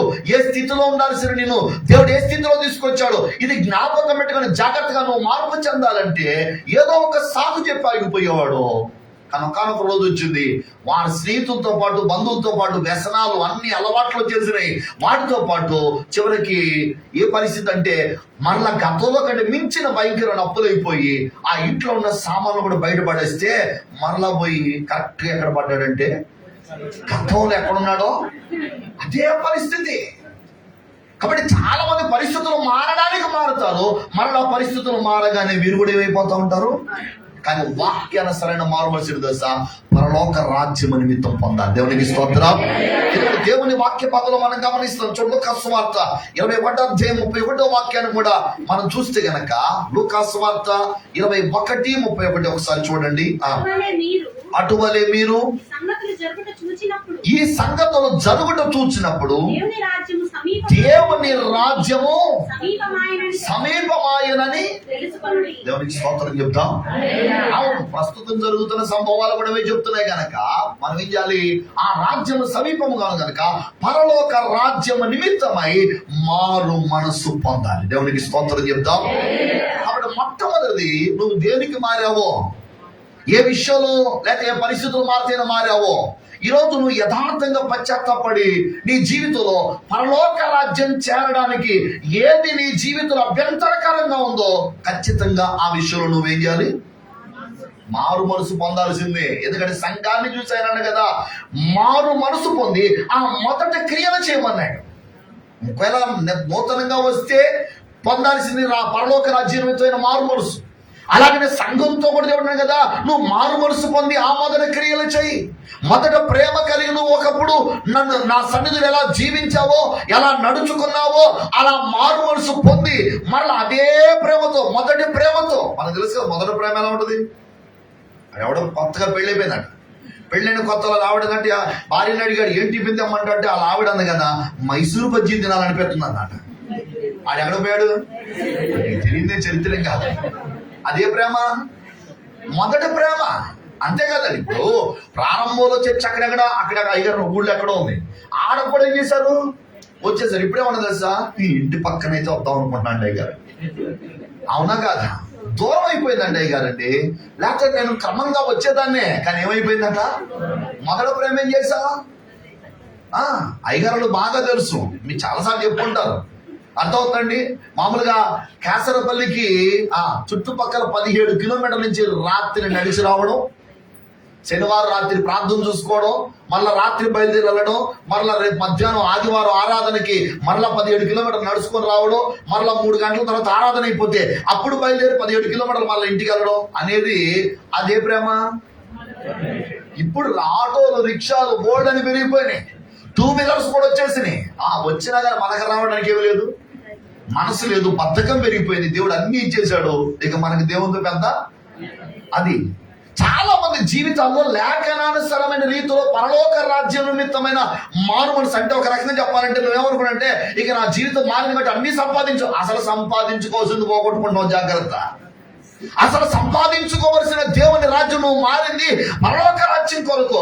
ఆ పరలోక రాజ్యాన్ని సంపాదించుకోకుండా బైబిల్లో అంటాడు కదా, ఏషావు వంటి భ్రష్టుడు ఎవడైనా ఉంటాడేమో, జాగ్రత్త పడాలి. దేవుడిచ్చేటువంటి ఆశీర్వాదాన్ని అనుభవించకుండా, దేవుడిచ్చేటువంటి నిజమైన ఆశీర్వాదాన్ని అనుభవించకుండా ఏషావు వంటి భ్రష్టుడు గాని, వ్యభిచారి గాని మీలో ఎవడైనా ఉంటాడేమో చూసుకోండి దేవుని వాక్య హెచ్చరిక చేస్తుంది. కాబట్టి నీ మారు మనసు పరలోక రాజ్యము నిమిత్తమై ఉండాలి. ఒకవేళ పరిస్థితుల వరకు మారుంటే మరొక్కసారి పశ్చాత్తాపడు. మరొక్కసారి నీ జీవితంలో ఏ ఏ లోపాలు ఉన్నాయో, మరలా ఏ ఏ విషయాలు పడిపోతున్నావో, రక్షించబడిన నీవు ఏ పాపములకు మరలా బానిసమైపోతున్నావో, ఏ వ్యసనాలకి నీ జీవితం మరలా వెళ్ళిపోతుందో, దేవుడు ఎందుకు రక్షించుకున్నాడో, ఏ రాజ్యానికి నేను పిలుస్తున్నాడో ఆ రాజ్య సంగతి వదిలేసేసి ఈ భూ సంబంధమైన వేటిలో పడిపోయి కాలానికి తగినట్టుగా నడుచుకుంటూ వెళ్ళిపోతున్నావు. ఒక్కసారి యోచించి ఈ రోజు లేఖనానుసారంగా మారు మనసు పొందాలి. దేవునికి స్తోత్రం చెప్తాం. ఎందుకంటే దైవజనుడు అన్నాడు, నిజంగా మారు మనసు పొందినోడికి మరణం అంటే భయం ఉంటుంది. స్తోత్రం. ఇప్పుడు చచ్చిపోతామన్నా ఏముండదు. అమ్మో మా పిల్లలు, మా మనవడు, మన ఆస్తులు పాస్తులు అంతా సంపాదించడం ఇట్టాడు మనసు అలా ఉండదు. స్తోత్రం చెప్పండి గట్టిగా. అమ్మో నేను చచ్చిపోతే పరలోకానికి వెళ్తాను అనకూడదు. నిజమైన లేఖనానుసారమైన పరలోక రాజ్యం అనేది మారు మనసు పొందిన వాడికి ఏ క్షణమైన ధైర్యం ఏంటంటే, ఈ క్షణం ఇక్కడ కన్ను మూస్తే అక్కడ నేను కన్ను తెరుస్తాను. ఎవరికి స్తోత్రం. హల్లెలూయ. ఈ ఆరాధనకి రాకపోతే ఆరాధనకి ఉంటారనే ఆ ధైర్యం ఖచ్చితంగా పరలోక రాజ్యం అనేది మారు మనసు పొందిన వారికి ఉంటది. సమయాన్ని బట్టి రెండో మాట బైబిల్లో మనం గమనిస్తే గనక, రెండవదిగా మనం దేవుని వాక్య భాగంలో గమనిస్తాం. ఎందుకంటే మొట్టమొదటిగా లేఖనానుసారమైన కోణంలో మార్పు చెంది లేఖనానుసారమైనటువంటి క్రమంలో బాప్తిస్మాన్ని పొందితేనే మన పేర్లు జీవగ్రంథంలో రాయబడి ఉంటాయి. మనం పరలోక రాజ్యానికి వారసులు అవుతాం. దేవునికి స్తోత్రం. రెండవదిగా మనం రెగ్యులర్ గా ప్రతిదినము చేయవలసింది ఏంటంటే వాక్యము ధ్యానించుట. చెప్పండి, ఏం చేయాలి? అందరూ చేసే పని అనుకుంటున్నారు, చేస్తారు చేయరా ఏంటో. పురుషుల తలకి అసలు ఒకట్లా సెల్ ఫోన్ మాత్రం రోజు చదువుతారు. వాక్యం ధ్యానిస్తారంటే తలకి ఒకట్లా అర్థమవుతుందండి. ప్రతి క్రైస్తవుడు దావీదు రాజయ్యున్న వాడయుండి అంటాడు కదా, దివారాత్రములు దేవుని వాక్యమును ధ్యానించువాడు ధన్యుడు అన్నాడు. యెహోషువ గొప్ప నాయకుడు అవుతుంటే దేవుడు అన్నా కదా, యెహోషువ దివారాత్రములు నా వాక్యాన్ని ధ్యానించాలన్నాడు. అమ్మో, ఇంతమంది లక్షల మంది మీద అధికారిగా ఉన్న నేను ఎలా ధ్యానిస్తాను వాక్యాన్ని? నువ్వు ధ్యానించాల్సిందే, బోధించాల్సిందే అన్నాడు దేవుడు. స్తోత్రం చెప్తా. హల్లెలూయా. ఈరోజు 100 మంది విశ్వాసులు ఉంటే ఖాళీ ఉన్నట్లా బైబిల్ చదవడానికి. కానీ లక్షల మంది నాయకుడికి అన్నాడు కదా, దివారాత్రములు ధ్యానించవలసిందే. ఈనాడు దేవుని వాక్యం ఏంటంటే, దేవుని పిల్లారా, బైబిల్ ఏం చెప్తుందంటే, దేవుని వాక్యం ఏం చెప్తుందంటే, ప్రతి నిత్యము కూడా వాక్యం ఎందుకు ధ్యానించాలి? అవును ప్రభువా, నేను కష్టంలో ఉన్నాను, కన్నీటిలో ఉన్నాను, ఈ సమయంలో మాట్లాడి ఏదో ఒక విధంగా ఆదరించు నాయన, ధైర్యపరచడానికి. ఈ రోజుల్లో పిల్లలు వేరుగా అనుకోమాకండి సుమా, ఎవరికి నేను విరోధం కాదు, కానీ లేఖనానుసారంగా మాట్లాడారు. రోజుకు ఒక వాగ్దానం దేవుడు ఇచ్చేస్తాడండి. అయ్యగారు ప్రొఫెసర్, బైబిల్ ప్రొఫెసర్ గారు, మీరు చెప్పండి అయ్యగారు, రోజుకు ఒక వాగ్దానం ఇచ్చేస్తాడండి. అమ్మో, వాళ్ళకి ఎంత ధైర్యం అంటే ఈ రోజు వాగ్దానం అని పెట్టేస్తారు. అది వాళ్ళ వాగ్దానం తెలియదు, దేవుడి వాగ్దానం తెలియదు. అసలు ఏ రోజు కాదు, ఈ రోజు వాగ్దానం అంతేకా. స్తోత్రం చెప్పండి, చెప్పాలి. హల్లెలూయా, హల్లెలూయా. మన ధైర్యం ఏంటో నాకు తెలియదు. అసలు రోజుకు ఎక్కడ తెచ్చేస్తారో తెలియదు. అసలు కొంతమంది అది వాగ్దానం కాకపోతే దాన్ని ఎట్టకుండా వాగ్దానం చేసి పడిస్తున్నారు అంతే. అర్థమవుతుందండి. కాకపోయినా సరే దాన్ని ఏదో ఒక విధంగా ఏం చేస్తున్నారు, వాగ్దానం వెనక్కి దాన్ని లాగో, ముందు కొంచెం సాగొట్టో, ఏదో ఒక విధంగా చేసి ఏం చేయాలి, దాన్ని వాగ్దానం చేసేయాలంతే. వాళ్ళ ప్రయాసం అంతే, వాగ్దానం చేసేయాలి దాన్ని అంతే. బైబిల్ చాలా స్పష్టంగా మనకు చెప్తుంది ఏంటంటే, అనుదినము దేవుని వాక్యాన్ని మనం ఏం చేయాలి, ధ్యానించాలి. ఎందుకంటే చూడండి, వాక్య భాగంలో మత్తయి సువార్త 7వ అధ్యాయం 24 నుంచి 27 వాక్యాలు మనం అందరూ తెలుసు. ఏంటంటే, ఈ నా మాటలు విని దాని ప్రకారం వచ్చే ప్రతివాడు బండ మీద ఇల్లు కట్టుకున్న బుద్ధిమంతుని పోలి ఉన్నాడు. వానలు వచ్చే వరదలు వచ్చే ఇంటి మీద కొట్టింది, కానీ అదే మాత్రం కూడా ఎందుకు పడలేదు? దేవుని మాట విని దాని ప్రకారం చేస్తున్నారు కాబట్టి. స్తోత్రం చెప్తాం. అయితే ఒక వ్యక్తి దేవుని రాకడికి సిద్ధపడడానికి, వాక్య ధ్యానం చేయడానికి సంబంధం ఏంటి అంటే, బైబిల్లో మనం చూస్తే ఈ చివరి దినాల్లో యేసు ప్రభు చెప్పాడు. మత్తయి సువార్త 24వ అధ్యాయం 11వ వాక్యంలో, అనేకమైనటువంటి అబద్ధమైన ప్రవక్తలు ఈ దినాల్లో వస్తారని, అబద్ధమైన బోధకులు వస్తారని చెప్పాడు. యోహానైతే చాలా స్పష్టంగా తాను రాసిన మొదటి పత్రిక 4వ అధ్యాయంలో అన్నాడు కదా, ఈ చివరి దినాల్లో అనేక మంది రకరకాలైన ఆత్మ కలిగిన వారు ఉన్నారట ఈ రోజుల్లో. అమ్మా వింటున్నారా? ఈరోజు ఆ అభిషేకం, ఈ అభిషేకం, తైలాభిషేకం వరకు పోయి అభిషేకాలు చేయించుకోమాకండి. ఎవరిలో ఏ ఆత్మ పనిచేస్తుందో తెలియట్లే ఈ రోజుల్లో. అర్థమవుతుందా? ఎవరిలో ఏ ఆత్మ పనిచేస్తుందో తెలియట్లా, ఐడెంటిఫై చేయలేకపోతున్నారు. వాక్యం ప్రతిరోజు నువ్వు ధ్యానిస్తేనే, ఈ దైవజనుడు చెప్పేది దేవుని వాక్యమేనా? ఈ దైవజనుడు దేవుని ఆత్మ వల్లే పని చేస్తున్నాడా? ఈ దైవజనుడు చేసేది చెప్పేది లేఖనానుసారమైన క్రమమేనా కాదా అనేది నీకు అవగాహన రావాలి. అంటే ఏం చేయాలి? నువ్వు ప్రతిరోజు వాక్యం చదవడం కాదు, ధ్యానించాలి. స్తోత్రం చెప్తా. చదవడం అవసరం, అట్ ద సేమ్ టైం ఏం చేయాలి? ధ్యానించడం కూడా అవసరం. ఒక 4 అధ్యాయాలు చదువు, కానీ ఒక అధ్యాయం ఏంటి? ధ్యానించు. ప్రతిరోజు బైబిల్ అలా ధ్యానిస్తా ఉంటే, దేవుడు నీతో మాట్లాడుతూ ఉంటే నీకు క్లియర్ గా అర్థం అవుతుంది. ఎందుకంటే సంఘంలో ప్రసంగాలు వెళ్ళేటప్పుడు పాస్టర్ గారు ఏదైనా మాట చెప్పారు, ఇదిగో ఎవరో చెప్పుంటారు పాస్టర్ గారికి, అందుకని ప్రసంగంలో పెట్టి డైరెక్ట్ నన్ను తిడుతున్నారు అనుకుంటారు. అదేదో బైబిల్ నువ్వు చదివి అనుకో, డైరెక్ట్ దేవుడే తిడతాడుగా, మా దగ్గర రాకముందులే. అంతే కదండి. మళ్ళా నిలబెట్టి పాస్టర్ గారు చెప్పారు అదే నాకు అక్కర్లేదుగా, దేవుడు మాట అప్పుడు దేవుడు సూటిగా నాతో వాక్యం ద్వారా కూడా మన పాస్టర్ గారు చెప్పారనుకున్న దేవుడే అది. స్తోత్రం చెప్పండి. నువ్వు ప్రతిరోజు బైబిల్ చదువుతా ఉంటే నీకు అర్థమైంది. ఎందుకని రకరకాల బోధలు విధానాలు నేటి కాలం వచ్చాయి. కల్పించబడినటువంటి ప్రతి బోధకు గాలికి అటు ఇటు కదులుతున్న రెల్లులాగా చాలా మంది రోజుల్లో విశ్వాసులు ఉన్నారు. ఎవరు ఏ గొడుగు పెడితే ఆ గొడుగు కిందకి వెళ్ళిపోవడం, ఎవరు ఏ బోధ ప్రకటిస్తే దాని కిందకి వెళ్ళిపోవడం, ఎవరు ఏం చల్లితే దాన్ని చల్లించేసుకోవడం. అవునా కాదా? ఎందుకని వాక్యం తెలియక. వాక్యం తెలిసినోడు ఎవడు అక్కడికి వెళ్ళడు. స్తోత్రం చెప్పండి చెప్పి నేను మాట అంటాను, ఒకవేళ నిజంగా అభిషేకం అయితే మీకంటే ముందు మేము ఉన్నాం. ఏమండి అయ్యారు? మీకంటే ముందు మేమే ఉంటాం. దేవుడి మొదలు అభిషేకం మీద మాకు వచ్చేస్తే మేము ముందు ఏం చెప్తాం? ఇంకొంచెం శక్తివంతమైన దైవజనులుగా మారిపోతారు. మేము పరిగెత్తమా? స్తోత్రం చెప్పండి గట్టి చెప్పండి. హల్లెలూయా. రైన్హార్డ్ బాంకే గారు కేరళ వస్తున్నాండి, కేరళ పోయాం. ఎందుకని? అదవుతుందండి. అందుకని ఈ రోజుల్లో చాలా మందికి వాక్యం తెలియకపోవడం, విశ్వాసం వాక్యం తెలియకపోవడం వల్ల ఆయన ఏదో మహిమలని అన్ని చెల్లి దూరం పరిగెత్తేవాడు. ఇప్పుడు క్రైస్తవులు పరిగెడుతున్నారు అంటే ఆడమహిమలున్నాయి, ఎడమహిమలున్నాయి అన్ని జనులు పరిగెడుతున్నారు. ఒకప్పుడు పరిగెత్తారు, ఇప్పుడు క్రైస్తవులు పరిగెడుతున్నారు అలాగా. ఎందుకు అంటే వాక్యం తెలియక. అందుకని ప్రతిరోజు దేవుని వాక్యం ఏం చేయాలంటే ఖచ్చితంగా మనము పేతురు గారు రాసినటువంటి 2వ పత్రిక 1వ అధ్యాయం 19వ వాక్యం కదా, ఆయన వచ్చేంత వరకు చీకటి గిరిన ప్రతి చోట వెలిగించేది దేవుని వాక్యమే. దేవునికి స్తోత్ర. స్పష్టమైన ప్రతి దారిని, ప్రతి విషయాన్ని స్పష్టంగా నీకు తెలియజేసేది, నడిపించగలిగేది, ఆలోచన చెప్పగలిగేది ఏంటంటే దేవుని యొక్క వాక్యమే. అందుకని ప్రతి విశ్వాసి ప్రతిరోజు దేవుని వాక్యం ఏం చేయాలి? ధ్యానించాలి. వాక్యం ద్వారా దేవుడి నీతో మాట్లాడేటువంటి వ్యక్తిగత అనుభవం ఉండాలి. అంతే తప్ప ఏదో ఆదివారం వచ్చిన ఆయన సూటిగా నాతో మాట్లాడిన ఆయన అని అంటాం కాదు. ప్రతిరోజు ఉదయం సాయంకాలం సమయం కుదిరినప్పుడు దేవుని వాక్యాన్ని ధ్యానిస్తూ దేవుని స్వరము వింటున్న అనుభవాన్ని కనుగొనగలగాలి. దేవునికి స్తోత్రం. యేసయ్య పర్టికులర్ గా యోహాను సువార్త 10వ అధ్యాయం అన్నాడు, నా గొర్రెలు నా స్వరము వింటాయి, అవి నన్ను వెంబడిస్తాయి, అన్యుని స్వరము అవి వినవు, ఎరగమన్నాడు. స్తోత్రం చెప్పండి. దేవుని స్వరాన్ని వినేవాడు అది దేవుని స్వరమా కాదా, దేవుడు అలా మాట్లాడతాడా దేవుడు అలా చెప్తాడా చెప్పడం అనేటువంటి ఆ గ్రహింపు వాళ్ళకు ఉంటుంది. కాబట్టి దేవుని స్వరాన్ని ఖచ్చితంగా ప్రతి విశ్వాసం చేయాలి. మీ పిల్లలకి మీ స్వరం తెలుసా తెలీదా?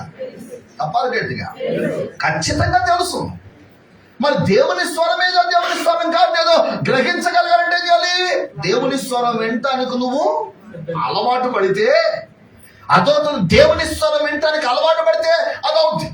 నువ్వు ఆ దేవుని స్వరం వినటానికి అలవాటు పడకుండా రకరకాల స్వరాలు వినటానికి అలవాటు పడుతున్నావు, కానీ వినాల్సిన దేవుని స్వరం వినట్లేదు. బైబిల్ గ్రంథంలో మనం గమనిస్తే ఎఫెసీయులకు రాసిన పత్రిక 5:27 వాక్యము మీకు అంత తెలుసు కాబట్టి టూకీగా చెప్తున్నట్లు సమయాన్ని బట్టి ఏంటంటే 5:27లో రాయబడినటువంటి మాట ఏంటంటే, మన ప్రభువైన యేసుక్రీస్తు ఎదుట నిలబడినప్పుడు మచ్చ గాని దాగుగా ముడత గాని కలంకమైనను అట్టిది మరి ఏదైనా లేకుండా ఉదక స్నానం చేసేది దేవుని యొక్క వాక్యమే. స్తోత్రం చెప్తాం. చేపించే ఉదక స్నానం చేపిస్తుంది. ఎప్పటికప్పుడు నేను క్లీన్, ఎప్పటికప్పుడు నేను పరిశుద్ధపరచడం, ఎప్పటికప్పుడు నేను నూతనపరచడం, ఎప్పటికప్పుడు నేను లోపంలో కూడా తీర్చిదిద్దేది ఏంటంటే దేవుని వాక్యమే.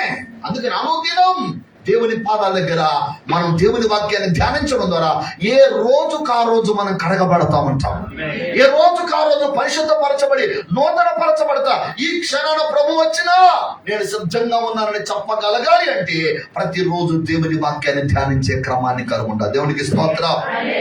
ఇంకా చెప్పాలంటే ఎఫెసీయులకు రాసిన పత్రిక 6:13 వాక్యంలో మనకందరికీ తెలుసు, అక్కడ శత్రువుతో పోరాడాలి అంటే ఏం కావాలి? దేవుని వాక్యం అనే ఆత్మఖడ్గం కావాలి. స్తోత్రం చెప్పండి గట్టిగా.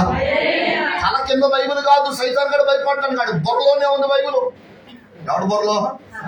సైతాన్ గడు బుర్రలోనే ఉంది. నువ్వు ప్రత్యేకంగా తల కింద పెట్టుకున్నంత మాత్రం అమ్మో ఇక్కడ బైబిల్ ఉంది కాబట్టి వెళ్ళడానికి వీలు చెప్పాలి గట్టిగా.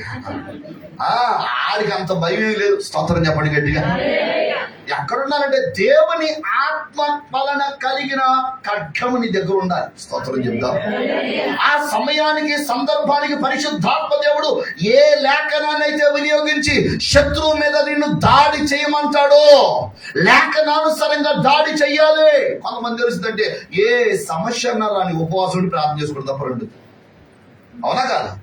అలా తెలిసిందంటే ఏ సమస్య అన్నారా అని ముందరేం చెప్తారు? బైబిల్ చదివితే మనకు అర్థమైంది దేనికి ఉపవాసుని ప్రార్థన చేయాలి, దేనికి మనం స్తుతియాగం చేయాలి, దేనికి మనం దేవుని సన్నిధిలో ప్రార్థన చేయగలగాలి, సంఘ సహవాసంలో ప్రార్థన సపోర్ట్ ఎప్పుడు కోరగలగాలి అని ప్రతి విషయం కూడా దేవుని వాక్యాన్ని చదువుతుంటే మనకు అర్థం. లేఖనాలు ధ్యానిస్తూ ఉంటే మనకు అర్థమైంది ఎప్పుడు శత్రువుతో ఎలా పోరాడాలి, వాడిని ఎదిరించడానికి. బైబిల్ ఉంది దేవునికి లోబడండి అపవాదిని అప్పుడు వాడు మీ యొద్ద నుండి. మనం దేవునికి లోబడాల్సిన విషయంలో లోబడకుండా మనం ప్రార్థన చేసేసాం కాబట్టి కార్యం జరిగిపోతాం అనుకోవడం అనేది చాలా అవివేకం, అజ్ఞానం అవుతుంది. కాబట్టి మనం లేఖనాల్లో నుంచి చాలా జాగ్రత్తగా ధ్యానిస్తూ ఉంటే శత్రువుతో ఏ విధంగా పోరాడాలి, ఏ విధంగా వాడిని ఎదిరించగలగాలి, శత్రువు కార్యాలను మనం తంత్రాలని ఎలా గ్రహించగలగాలి, వాడిని ఎలా ఎదిరించగలగాలనే జ్ఞానం మనకి లేఖనం ద్వారా వస్తుంది. దేవునికి స్తోత్రం. కానీ ప్రతి విశ్వాసి ప్రతి నిత్యము కూడా దేవుని వాక్యాన్ని ఏం చేయాలి చెప్పండి? క్రమం తప్పకుండా ధ్యానించండి. ప్రతిరోజు దేవుని స్వరాన్ని వినండి. ఈ రోజు శత్రువు ఏ విధంగా మీ ఎదురు రాబోతున్నాడో, ఏ విధంగా వాడిని ఎదిరించాలో దేవుని వాక్యాన్ని నువ్వు ధ్యానం చేస్తుంటే దేవుడితో చెప్తాడు, ఇలా రాబోతున్నాడు వీడు, ఈ వేషంలో రాబోతున్నాడు, ఈ విధంగా దాడి చేయబోతున్నాడు, పలానా వాళ్ళ నుంచి పలానా పరిస్థితుల నుంచి నీ మీద ఇలా దాడి చేయబోతున్నాడు కనుక ఇదిగో ఈ వాక్యాన్ని బట్టి నువ్వు ఇలా జీవించగలిగితే, ఇలా ఎదిరించగలిగితే ఖచ్చితంగా వాడు మీ ఎదురు ఏం చేస్తాడు? పారిపోతాడని జ్ఞానాన్ని దేవుడు ఇస్తాడు. దేవునికి స్తోత్రం చెప్తాం. మూడవ విషయాన్ని కొంచెం మనం జాగ్రత్తగా గమనిస్తే గనక ప్రతి విశ్వాసి పరలోక రాజ్యం చేరడానికి మూడవది పరిశుద్ధ జీవితం. ఏముండాలి చెప్పండి? పరిశుద్ధ జీవితం ఉండాలి. చాలా మంది పరిశుద్ధత అంటే ఏంటి? ఏంటో పరిశుద్ధత అంటే ఏంటి? అంటే పరిశుద్ధతే ఇదనే కదా అట్లాడేంటండి? పరిశుద్ధత అంటే హోలీనెస్ అంటే శాంటిఫికేషన్, సపరేషన్ రెండు ఉండాలి. అంటే పరిశుద్ధపరచబడడం ఉండాలి, ప్రత్యేకమైన జీవితం కూడా ఉండాలి. స్తోత్రం చెప్తాం. చాలా మందిలో పరిశుద్ధపరచబడతారు కానీ ఏం చేయరు? ప్రత్యేకంగా ఉండరు. అదేమంటే ఈ లోకంలో మనం ఉన్నాం కాబట్టి, బంధువుల మధ్య ఉన్నాం కాబట్టి, అందరితో ఉంటున్నాం కాబట్టి వాళ్ళతో వాళ్ళలాగా ఉండకపోతే చెప్పండి ఎలా కుదిరింది అని రాజీ పడిపోయి బ్రతుకుతారు. కానీ అప్పుడు గుర్తుపెట్టుకోండి, ప్రభు మనకి పేతురు గారు రాసిన పత్రికలో ఏమన్నాడు? నేను ఎలా పరిశుద్ధుడై ఉన్నానో మీరును. స్తోత్రం చెప్పండి. ఆ రోజుల్లో ఆచారాలు పాటించే వారందరినీ ప్రభు సపోర్ట్ చేశాడా, వ్యతిరేకించాడా? తప్పాలి గట్టిగా. వ్యతిరేకించాడా లేదా? మనుషుల పద్ధతులను ఆచరించువాడు జీవము గల దేవుని వాక్యాన్ని తృణీకరిస్తున్నాడు అన్నాడు. అన్నాడా లేదమ్మా? అన్నాడు. కాబట్టి దేవుని లేఖనానుసారమైనటువంటి పద్ధతులు మనం ఆలోచిస్తే ప్రత్యేకంగా బ్రతకాలి. పరిశుద్ధుడు నువ్వు పరిశుద్ధంగా ఉండాలనుకుంటా ఉన్నప్పుడు లోకం వెళుతున్న మార్గంలో వెళ్ళకూడదు. ప్రభు మనకి నేర్పించాడు. ఆయన చెప్పాడు కదా, ఒకటి ఇరుకు మార్గం, రెండోది విశాలమైన మార్గం. రెండు మార్గాలు ఉన్నాయి. ఈ ఇరుకు మార్గంలో కొంచెం పోరాటం ఉండదు. ఈ భక్తిలో కొనసాగాలంటే, ఈ క్రమంలో కొనసాగాలంటే, ఈ ఆధ్యాత్మికమైన అనుభవంలో పరిశుద్ధులుగా సాగాలంటే ఖచ్చితంగా పోరాటం అనేది ఎప్పుడు ఉంటానే ఉంటుంది. దేవునికి స్తోత్రం చెప్తాం. ఎంత కాలం ఉంటుందంటే ఎంత చెట్టుకు అంత గాలి అన్నట్టుగా చచ్చేంత వరకు ఉంటుంది. నువ్వు ఎంత ఆత్మీయంగా ఎదుగుతూ ఉంటావో అంత పోరాటం ఉంటానే ఉంటుంది. ఈ రోజుల్లో చాలా మందికి పోరాటాలు లేవు. ఎందుకు తెలుసా? వాళ్ళకి తెలియకుండా వాళ్ళ ఆత్మీయతలు దిగజారిపోయారు కాబట్టి. వాళ్ళు ఎవరుకోండి, దేవుడు మమ్మల్ని బాగానే దీవించాడు కాబట్టి వెల్ అండ్ గుడ్, మేము అంత బాగానే ఉన్నాం, పర్వాలేదు, బాగానే ఉన్నాం అనుకుంటారు చాలా మంది. నువ్వు ఆత్మీయ జీవితంలో ఎదుగుతున్న కొలది దాని తగ్గ పోరాటం ఉంటాయి. అలాగా నేను ఎప్పుడు చెప్పే ఒక మాట చెప్తూ ఉంటాను. యేసు ప్రభు ప్రారంభపు శ్రమల కంటే ఆయన జీవితం ముగించేటప్పటికి ఇంకా శ్రమలు పెరిగాయి. అవునా కాదా? స్థాయి పెరిగింది. పౌలు జీవితంలో కూడా ప్రారంభ దశ కంటే అతని ముగింపు దశలో శ్రమలు భయంకరంగా ఏం చేశాయి? పౌలు అంటాడు, మా యందు శ్రమలు ఎలాగో విస్తరించనో ఆదరణ కూడా. కానీ ఈ రోజుల్లో చాలా మంది క్రైస్తవుల శ్రమలు పెరుగుతున్నాయి, తరుగుతున్నాయి.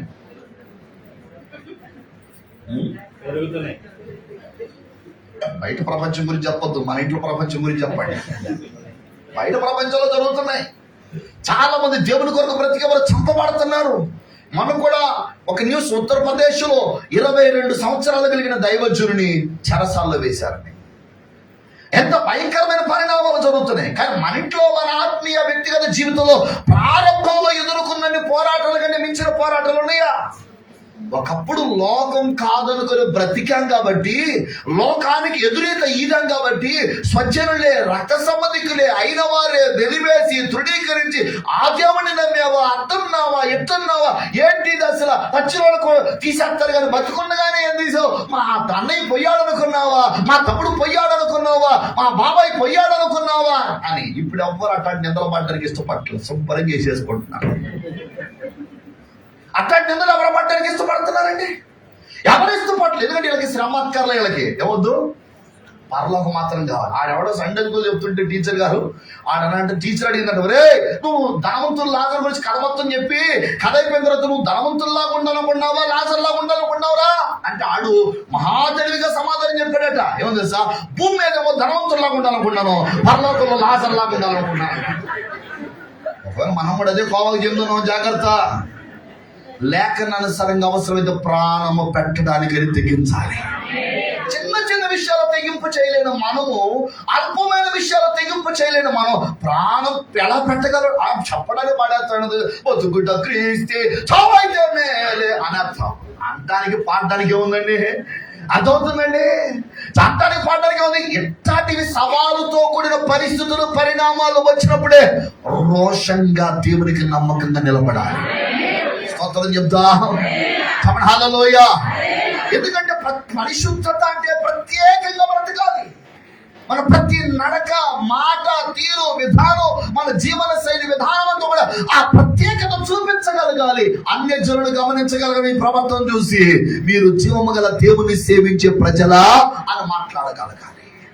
స్తోత్రం చెప్తాం. అన్ని పెళ్లిళ్ళు నువ్వే ఉంటుంటవి, అన్ని కార్యక్రమాల్లో నువ్వే ఉంటుంటవి, అన్ని విధాలైన పద్ధతుల్లో నువ్వే నడుస్తుంటవి. నువ్వు చేసే కార్యక్రమాలు కూడా వాళ్ళు ఏం చేస్తున్నారో అదే ఆచార పద్ధతిలో ఉంటాడు. అక్కడ పూజారి ఇక్కడ ఉంటాడు, పాస్టర్ గారు. అంతే తేడా నీకు, అంతే తేడా. కానీ మళ్ళా ఇంకే వాళ్ళేం మారుతారండి? ఏముంది, అన్ని మనలాగానే చెప్పాలి. అన్ని మనే కదా, మన పద్ధతులే కదా, మన ఆచారాలే కదా. అవి కాదనుకుని వాళ్ళు బ్రతుకుతున్నారేంటి? ఏదో ఆ దేవుడు నమ్ముకున్నారు, ఆ పద్ధతిలో చేస్తున్నారు. చేసేది ఆ పద్ధతే కానీ చేసేదంతా కూడా మన విధానంలోనే. మాట్లాడరేంటండి? అవునా కాదా? లోకములో నుంచి సంఘము బయటికి రావాలి. స్తోత్రం చెప్తాం. రావాలా వద్దా? ఖచ్చితంగా సంఘం రావాలి. విధానంలోంచి బయటికి రాగలగాలి, ఆలోచనలోంచి బయటికి రాగలగాలి. ప్రవర్తన విధానంలో ఖచ్చితంగా లోకంలో నుంచి సంఘం ప్రత్యేకించబడాలి. లేఖనాలు ఏం చెప్తున్నాయో కష్టమైన, నష్టమైన దాన్ని నెరవేర్చాలి. ఎందుకో తెలుసా? మనుష్యుల ఎదుట సిగ్గుపడేవాడిని రేపు దేవుని దూతల ఎదుట దేవుడు ఒప్పుకోవడానికి సిగ్గుపడతాడు. నువ్వు మనుషులు ఎదుట సిగ్గుపడుతున్నావు, రేపు దేవుని దూతల ఎదుట ఇతడు నా కుమారుడు అబ్రహాము, ఇస్సాకు, యాకోబుల గురించి నేను వారి దేవుడి గురించి చెప్పుకోవడానికి దేవుడు సిగ్గుపడలేదు. అలా నీ గురించి చెప్పుకోగలగాలి అంటే ఖచ్చితంగా లేఖనానుసరణ భక్తి జీవితంలో కనబడాల్సిందే. దేవునికి స్తోత్రం. ఎందుకంటే బైబిల్ గ్రంథంలో మనం గమనిస్తాం, హెబ్రీ 12:14 ప్రభు అన్నాడు కదా, మనము సమాధానమును పరిశుద్ధత కలిగి జీవించవలసిన వారమైన సమస్త మనుషుల విషయంలో కూడా మనం సమాధానము పరిశుద్ధత కలిగి ప్రయత్నం చేయాలి. దేవునికి స్తోత్రం చెప్తాం. కాబట్టి హల్లెలూయా. మనం పరిశుద్ధత కలిగి జీవించడం నేర్చుకోవాలి క్రైస్తవులు ప్రతి విషయంలో కూడా. ఎందుకంటే బైబిల్ మనం చూస్తే ఎఫెసీయులకు రాసిన పత్రిక 5:20 కాదు, తెస్సలోనికీయులకు రాసిన మొదటి పత్రిక 5:23 వాక్యం అంటాడు కదా, మీ ప్రాణము ఆత్మ శరీరమును కలిగిన సమస్త కల్మషము నుండి మిమ్ములను చదవండి. 5:23 తెస్సలోనికీయులకు రాసిన మొదటి పత్రిక 5:23. సమాధానకర్తయగు దేవుడే మిమ్మల్ని సంపూర్ణముగా పరిశుద్ధపరచును గాక, మీ ఆత్మయు జీవమును శరీరమును మన ప్రభువైన యేసుక్రీస్తు రాకడ యందు నిందారహితముగా ఉన్నట్లు, స్తోత్రం చెప్పండి గట్టిగా, సంపూర్ణముగా ఉన్నట్లు కాపాడబడును. నిజంగా మన ఆత్మలో ఎంత పరిశుద్ధత ఉందో మనస్సులో అంతే పవిత్రత ఉండాలి, శరీరంలో కూడా అంతే పవిత్రత ఉండాలి. చాలా మంది దేవుడు హృదయాన్ని చూస్తున్నాడు కానీ శరీరంతో ఏం చేసినా ఎలాగున్నా ఎలా ఏం చేసినా పర్వాలేదు అనుకుంటారు. కానీ ఆత్మలో ఏ పరిశుద్ధతో మనస్సులో అది ఉండాలి, మనస్సులో ఏ పరిశుద్ధతో శరీరములో కూడా అదే పవిత్రత కనబడగలగాలి. స్తోత్రం చెప్దాం. కాబట్టి లేఖనాన్ని బట్టి మనం గమనిస్తే, ఎందుకని అంటే మనం వెళ్ళబోయేది పరిశుద్ధ పట్టణం కాబట్టి. దేవునికి స్తోత్రం. దైవజనుని నీతి అందు నివాసము చేయము. పరలోక రాజ్యంలో నీతి ఉంటుంది కనుక, పరిశుద్ధత ఉంది కనుక. బైబిల్లో మనం చూస్తే మీరు ప్రకటన ఇంటికి వెళ్ళిన తర్వాత 18వ అధ్యాయాన్ని మీరు 21వ అధ్యాయాన్ని చదువుకుంటే అక్కడ మనకు కనబడుతుంది, అక్కడ ఆ పరలోక రాజ్యంలో పరిశుద్ధమైన దేవుని దూతలు ఉంటారు. దేవునికి స్తోత్రం చెప్తాం. అలాగే పరిశుద్ధులైన అపోస్తలులు ఉంటారు, అలాగే పరిశుద్ధమైన ప్రవక్తలు ఉంటారు. పరిశుద్ధమైన పట్టణం అని అక్కడ జరిగే ఆరాధన కూడా పరిశుద్ధమైన ఆరాధన. అందుకనే కీర్తనకారుడు పరిశుద్ధాలంకారము ధరించుకొని మీ దేవుని ఎదురు సాగిల పడని అన్నాడు. మనం ఎంత ఆరాధన చేస్తున్నామో అంత పరిశుద్ధత కూడా మన అంతరంగంలో ఉండాలి. మన హృదయాలు దేవుడు పెదవులతో పాడేదని కాదు, పెదవులతో చేసేదని చూడు, దేవుడు హృదయాంతరంగాన్ని చూస్తాడు. హృదయాంతరంగంలో ఆ పరిశుద్ధత పవిత్రత ఖచ్చితంగా మన జీవితంలో కలిగి మన నోటి నుంచి అదే విధంగా దేవుని స్తుతిస్తూ ఉంటే, అదే విధంగా దేవుని ఆరాధన చేస్తూ ఉంటే, అదే విధంగా దేవుని కనపరుస్తూ ఉంటే, దేవదూతలు పాడుతూ ఉండగా దేవాలయపు గుమ్మములు ఏ విధంగా అయితే కదిలిపోయాయో అలాంటి గొప్ప కదలికలు మనం చూస్తాం. దేవునికి స్తోత్రం. కాబట్టి హల్లెలూయా. కాబట్టి బైబిల్ చెప్తుంది దేవుని రాజ్యమే పరలోక రాజ్యమే పరిశుద్ధమైన పట్టణం కనుక ఆ పరలోక రాజ్యానికి వారసులు కావాలంటే ప్రతి వ్యక్తి ఎలా ఉండాలి? పరిశుద్ధతగా ఉండాల్సిందే. ఏ విషయంలో రాజీ పడిపోయినా పరలోకాన్ని పోగొట్టుకుంటావు, జాగ్రత్త. పరిశుద్ధత విషయంలో రాజీ పడిపోయి కనుక లోకానుసారంగా అన్య జనులను లోకాన్ని సంతోషపెట్టడానికి వారి వలె ప్రవర్తించడానికి నువ్వు ప్రయత్నం చేస్తే పరలోకం పోగొట్టుకుంటావు అన్న సంగతి ఎరిగి నేటికైనా జాగ్రత్తగా వ్యవహరించగలగాలి. స్తోత్రం చెప్తాం. మరో మాటను బైబిల్లో మనం చూస్తే గనక మరొక ప్రాముఖ్యమైనది మెలకువగలిగిన ప్రార్థన. చెప్పండి, ఉండాలి. ప్రభువుకి రాకడలో మనం ఎత్తబడగలగాలి అంటే సిద్ధపాటు కలిగినటువంటి వారు చేయాల్సిందంటే మెలకువ కలిగిన ప్రార్థన. బైబిల్లో మనం చూస్తే లోకాస్వార్త 2:36 వాక్యాలు అన్నాడు కదా, జరగబో వీటిని తప్పించుకుని మనిషి కుమారుని ఎదుట నిలబట్టుకు తగిన శక్తి గల వారు అవ్వాలంటే ప్రార్థన, ఎల్లప్పుడూ ప్రార్థన చేయొచ్చు, మెలకువగా ఉండాలి. అతను నెంబర్ 4 మెలకువగలిగిన ప్రార్థన. ఇలాంటి సంఘాల్లో ప్రార్థన ఉందా అంటే ఏదో ఒక నెలకు ఒక ఆన్లైన్ ప్రేయర్ కాదు. కొంతమంది ఆన్లైన్ ప్రేయర్ కూడా ఇక్కడ ఎట్లా జరిగింది నాకు తెలియదు, కానీ కొన్ని సంఘాలు అయితే రాత్రి 12 అవ్వడం వాళ్ళు క్లోజ్ అంటారు. ఏంటిది పేరు మాత్రం ఆల్ నైట్. ఆల్ నైట్ అంటే అర్థం ఏంటండి? సగం నైట్ అని అర్థం కాదా? మీరు భలే చెప్తున్నారు. ఆల్ నైట్ అంటే ఏంటి? అర్ధరాత్రి 12 గంటల వరకు అంటేనా కాదా? కాదా? మీకు తెలియదండి. చాలా మందికి అర్థం. కొన్ని చోట్ల వెళ్తూ ఉంటారు వాళ్ళు అలాగనే అంటారు, 1 గంట ముగించేసి ఆల్ నైట్. కనీసము రాత్రి అంటే కనీసం ఉదయం 3 గంటలైనా అవ్వాలా లేదా? కనీసం తక్కువ 3 గంటలైనా అవ్వాలి. ఏదో ఉదయం 3 అయితే అప్పుడేమవుతుంది, రాత్రి దాటి ఉదయం జాములకు మనం వస్తాం కదా. దేవుడికి స్తోత్రం చెప్తాం. కాబట్టి బైబిల్లో మనం గమనిస్తే సహజంగా మనం రాత్రులు మెలకువగా ఉండి ప్రార్థన చేయాలి. అదేది సంఘంలో ప్రేమ పెడితే కాదు, వ్యక్తిగతంగా కూడా దేవునితో గడిపేటువంటి కొన్ని సమయాలు రాత్రంతా ప్రభువైన యేసుక్రీస్తు కనుక ఒంటరిగా ఏ విధంగా రాత్రంతా తండ్రి సముఖంలో గడపగలిగాడో ఆయన చక్కని పునాది మనకు వేశారు కనుక ఖచ్చితంగా వ్యక్తిగతంగా కుటుంబ పరంగా ఆన్లైన్ ప్రేమ జరుపుకోవాలి. స్తోత్రం చెప్దాం, చెప్పండి హల్లెలూయా. బైబిల్లో మెలకువగా ఉండి ప్రార్థన చేయటం అంటే కేవలం నిద్రపోకుండా ప్రార్థన చేయమని దాని అర్థం కాదు. మెలకువగా ఉండి ప్రార్థన చేయడం అర్థం ఏంటంటే చాలినంత సమయం ప్రార్థనలో వెచ్చించుట లేదా గడుపుట అని అర్థం. స్తోత్రం చెప్దాం. ఎంత సమయం అంటే చాలు, ఎంత సమయం అయితే దేవుని సన్నిధిలో గడపాలో, ఈ రోజులో దేవుని సన్నిధిలో గడపడానికి నీకు ఎంతవరకు అవకాశం ఉందో అవకాశం ఉన్నంత వరకు నువ్వేం చేయాలి? దేవుని సన్నిధిలో దేవునితో గడపగలగాలి, ప్రార్థనలో గడపగలగాలి, దేవునితో వ్యక్తిగతమైనటువంటి సహవాసాన్ని ఖచ్చితంగా కలిగి ఉండగలగాలి. తగినంత ప్రార్థన కనుక మనం చేయకపోతే మనం మెలకువగలిగిన ప్రార్థన చేయట్లేదని దాని అర్థం.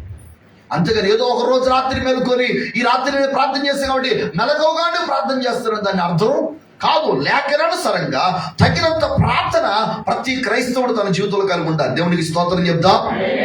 అలాగనే ఈ రోజులో చాలా మంది ప్రార్థన విషయంలో చాలా నిర్లక్ష్యంగా ఉంటున్నారు. చాలా మంది ఎస్పెషల్లీ పురుషులు గమనిస్తూ ఉంటాం, పురుషుల్లో ప్రార్థించే వాళ్ళు చాలా తక్కువ అండి. స్త్రీలు కొంచెం సహజంగా ఎక్కువ ప్రార్థన చేస్తూ ఉంటారు కానీ పురుషులు తక్కువ. అవునంటారు కాదా బ్రదర్స్? ఏంటో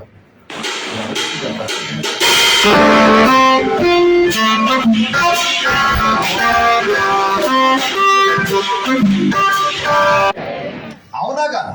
ఎవరు ఎక్కువ చేశారు? బైబిల్లో దానియేలు కానివ్వండి, దావీదు కానివ్వండి, అబ్రహాము కానివ్వండి, వీళ్ళందరూ ఎక్కువ ప్రార్థన చేశారు. దేవునితో ఎక్కువ గడుపున హానోకు దేవునితో నడిచిన వాడు, నోవాహు దేవునితో నడిచిన వాడు, ఇలాగ పురుషులు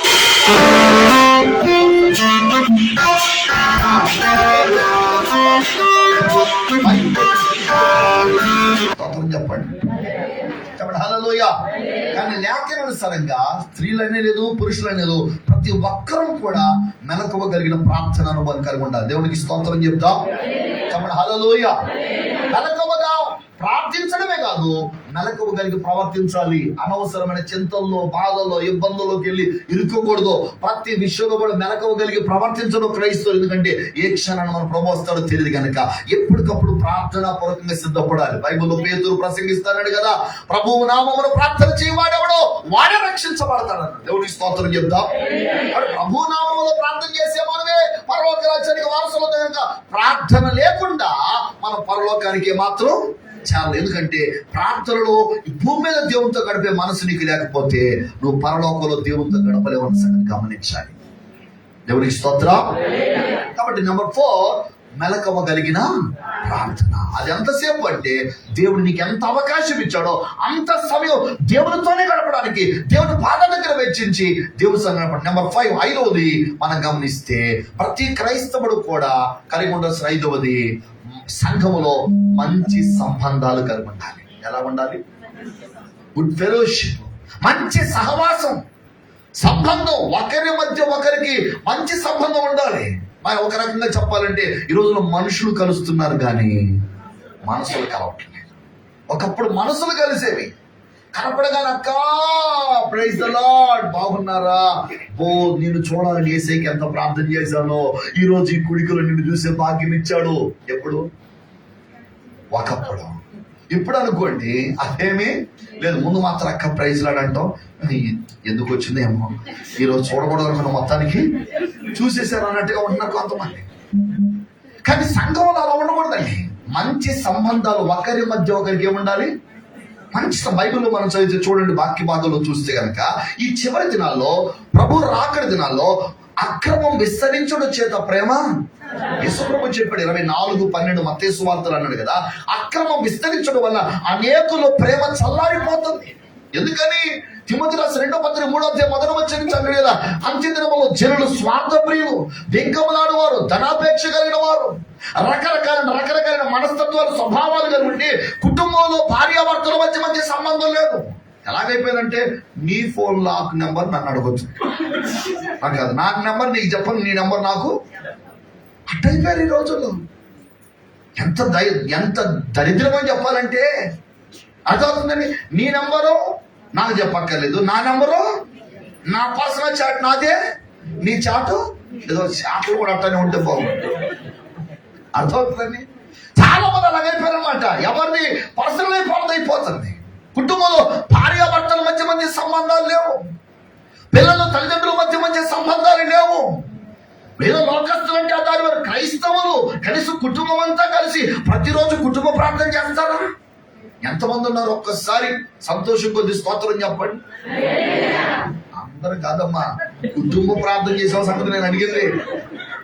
మా ఇంట్లో ఖచ్చితంగా ప్రతిరోజు ఉదయం సాయంకాలం, ఒకరు కుదరకపోయినా సాయంకాలం మా ఇంట్లో కుటుంబ ప్రార్థన చేసుకుంటాం అన్నోళ్ళు హల్లెలూయా చెప్పండి. 1 2 3 4 5 మొత్తానికి ఒక 5 దేరు. మిగతా భక్తుల సంగతి ఏంటి? వ్యక్తిగత ప్రార్థన అనేక, అయితే దేవుడితో డైరెక్ట్ గా మీ కనెక్షన్ అనేక. మీ ఇంట్లో వాళ్ళకి ఎవరు కనెక్షన్ లేదు అంత వైఫై పెట్టుకోండి, అందరికి ఒకటే కనెక్షన్ వచ్చింది. ఎవరికి వాళ్ళు మొబైల్ రీఛార్జ్ చేసుకోవడానికి ఎవరు కనెక్షన్ ఎవరినట్టు నెట్ వాడు వాడుకోవడం అయిపోతుంది ఈరోజు. దేవుని సంఘంలో ప్రతి క్రైస్తవ కుటుంబం ప్రతిరోజు యోబు ప్రతి ఉదయాన్నే తన కుటుంబాన్ని దేవుని పాలకులు తెచ్చేవాడు. దేవునికి స్తోత్రం. చాలా మంది పిల్లలు రాత్రి అంతా చదివి అలిసిపోయారు, పొద్దున్నే మళ్ళీ స్కూల్కి వెళ్ళాలి, వాళ్ళని లేపకూడదట. అమ్మా అర్థమవుతుందా? పిల్లలు ఎంత అలిసిపోయినా కానీ ఉదయకాల ప్రార్థనకి లేపండి. స్తోత్రం చెప్దాం. మీకు అందరూ తెలుసు, మార్టిన్ లూథర్ అన్నాడు, ప్రతిరోజు నేను ఉదయం లేచి 3 గంటలు ప్రార్థన చేయకపోతే ఆ రోజు సాతాను నన్ను జయిస్తాడు. 3 గంటలు ప్రార్థన చేసినాడులా నేను సాతానును జయిస్తాను అన్నాడు. కాబట్టి మనం ఖచ్చితంగా ఉదయకాలం దేవుని సముఖంలో దేవునితో వ్యక్తిగతంగాను కుటుంబంగాను దేవునితో గడపగలగాలి. దావీదంతట వాడు ఏమన్నాడు? వేకువనే నేను లేచి నా దేవుని సన్నిధిలో ప్రార్థన చేసి సిద్ధంగా ఉంటాడు. సితారా తప్పురా మేలుకొనండి, వేకువనే నా దేవుని నేను స్తుతిస్తానని చెప్పి చక్కగా వాయిద్యాలతో దేవుని ఉదయకాలం లేచి స్తుతించాడు. దేవునికి స్తోత్రం. అప్పుడు కుటుంబ ప్రార్థన ఉండాలి. అలాగే దేవుని సన్నిధిలో కుటుంబంలో, ఎందుకంటే ఏ కుటుంబం అయితే కలిసి ప్రార్థన చేసిందో ఆ కుటుంబమే కలిసి జీవించగలిగింది. కాబట్టి మంచి సంబంధాలు ఉండాలి కుటుంబంలో. ఒకరి మధ్య ఒకరికి గౌరవాలు లేకుండా పిలుచుకోకూడదు, ఒకళ్ళకొకడు. భార్యాభర్తలలో పిలుచుకోకూడదు. సుమా శారాయి చూడండి, యజమానుడా అని పిలిచిందట. ఎవరిని? మీరట పిలుస్తారమ్మా, రే నద్రమోహోడా.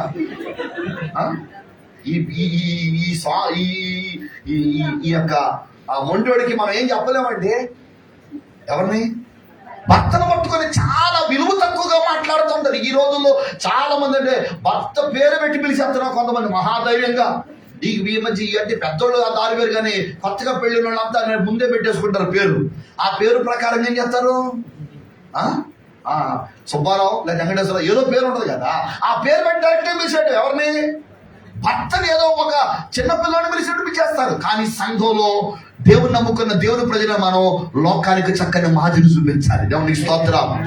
అందుకని చక్కగా మంచి సంబంధాలు ఉండాలి. భార్యాభర్తల మధ్య ఒకరికొకరు మంచి గౌరవంగా పిలుచుకోగలగాలి. సారా ఎలాగైతే యజమానుడా అని పిలిచిందో అలా గౌరవార్థంగా పిలవడం నేర్చుకోగలగాలి. దేవునికి స్తోత్రం చెప్దాం. అక్కడ పిల్లలు కూడా మంచి సంబంధం మరి అలాగనే నేర్పించగలగాలి.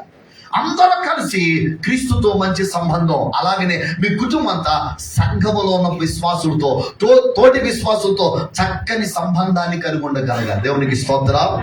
కానీ ఈ రోజుల్లో చాలా మంది క్రైస్తవ కుటుంబాల్లో సంఘంతో సంబంధం లేకుండా ఏదో వాళ్ళ దారి వాళ్ళు వస్తారు, చెప్పండి, వాళ్ళ దారి వాళ్ళు పోతారు. అదేమంటే సంఘాల విషయాలు నాకు అనవసరం అండి, నేనేదో వస్తాను పోతాను. ఈ రోజున చాలా మంది అలాంటి సంఘాలే కావాలని కోరుకుంటున్నారు, అలాగనే పడుతున్నారు. కానీ సంఘం అనేది ఒక కుటుంబం, భూమి మీద ఉన్న దేవుని కుటుంబం. దేవునికి స్తోత్రం.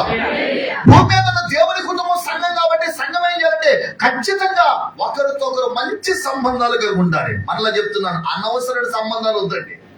నేను ఎప్పుడు చెప్తా, విశ్వాసులకి బీసెంట్ రోడ్డు సంబంధం, పార్కుల సంబంధం, బీచ్ల సంబంధం ఇట్లాంటి చెప్తున్నా. ఇట్లాంటి చాలా మంది విశ్వాసులు ఏంటంటే అందరు కలిసి బీచ్ పోదామా, అందరు కలిసి బీసెంట్ రోడ్ పోదామా, అందరు కలిసి రాజీవ్ పార్క్ పోదామా. ఇది కాదు, ఇట్లాంటి సంబంధాలుగా ఉండాల్సింది.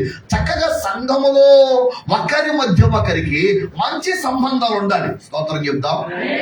ఇంకా చెప్పాలంటే కొంతమంది శారీరకమైనటువంటి సంబంధాలుగా ఉండాలి. అలాంటి సంబంధం దేవుని పిల్లలుగా మనం ఉండకూడదు.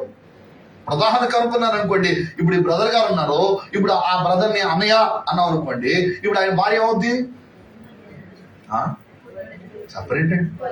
అన్నయ్య గారి భార్య వద్దండి. ఎక్కడ? మీ బంధువుల్లో సంఘంలో ఆ టవరు. స్తోత్రం చెప్పండి. ఆయన అన్నయ్య అయితే అలా ఆవిడ అక్కే. స్తోత్రం చెప్పండి.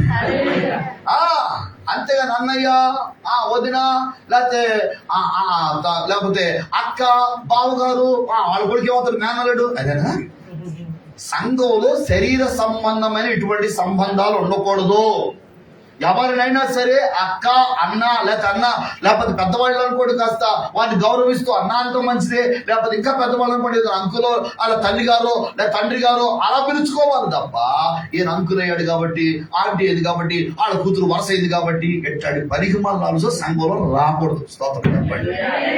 చాలా మంది అలా జరిగిపోతుంది ఈ రోజులో. వేరుగా అనుకోవాలంటే సేవకులు కూడా అలాగే అలవాటు చేసేసారు. అంకుల్ గారు, ఆంటీ గారు. ఇక సేవకుంటుంది అది నీకే. ఎవరాళ్ళు చెప్పండి?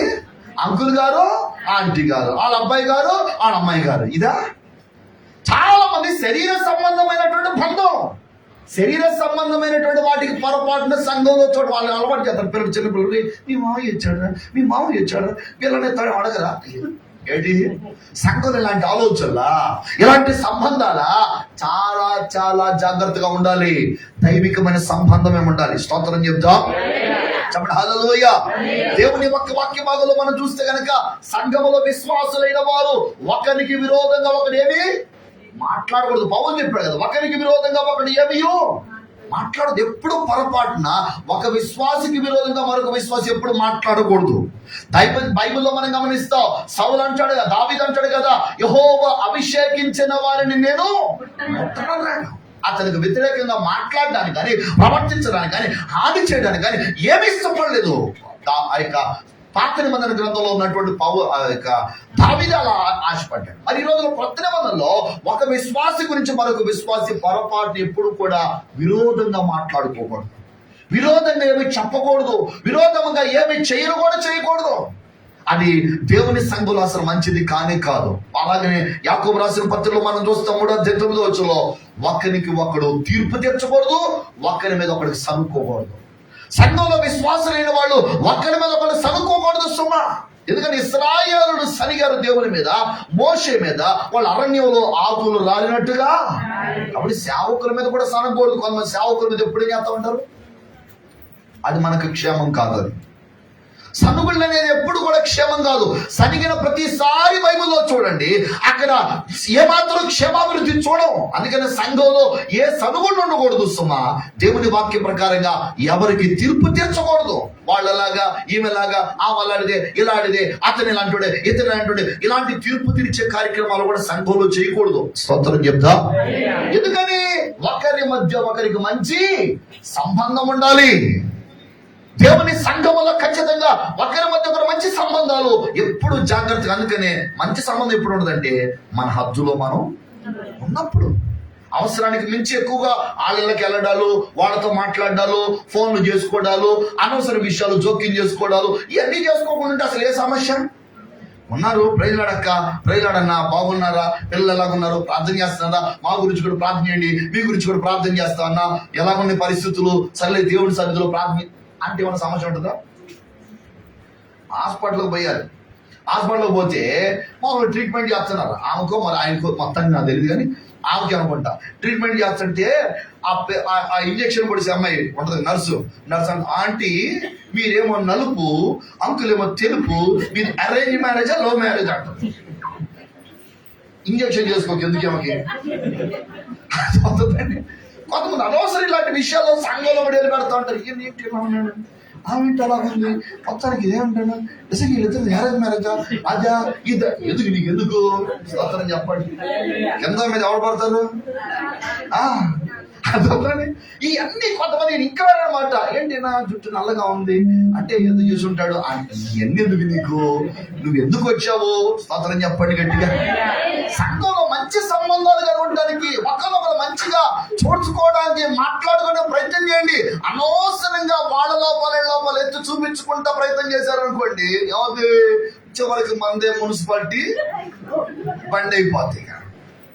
ఇక ఎవరిని చూసినా మంచి దృష్టితో చూడం. ఏమో కలజోడు పెట్టిందంటే ఏదో ఉంది, బ్రదర్ ఏదో మొత్తం ఇంత చిన్న వయసులో పెట్టాడంటే ఎక్కడ ఎందుకు మనకి స్తోత్రం చెప్పండి. లేఖనానుసార విధానం ఏంటంటే ఖచ్చితంగా విశ్వాసికి మధ్య మంచి సంబంధాలు, ఆ మంచి సంబంధం. అక్క మా ఇంట్లో ప్రార్థన తప్పనిసరిగా రండి, ఉపవాస ప్రార్థన మా ఇంట్లో తప్పనిసరిగా రండి అని సంఘంలో పాస్టర్ గారు చెప్పారు. వచ్చారా లేకపోతే లేదు. తెలుసుకోవడానికి ప్రయత్నం చేయమాకండి, మొన్న సమాధానం పోగొట్టడానికి ప్రయత్నం చేయమండి. దేవుడు మనల్ని సమాధానంగా ఉండని పిలిచాడని పౌలు చెప్పాడు. దేవునికి స్తోత్రం చెప్తాం.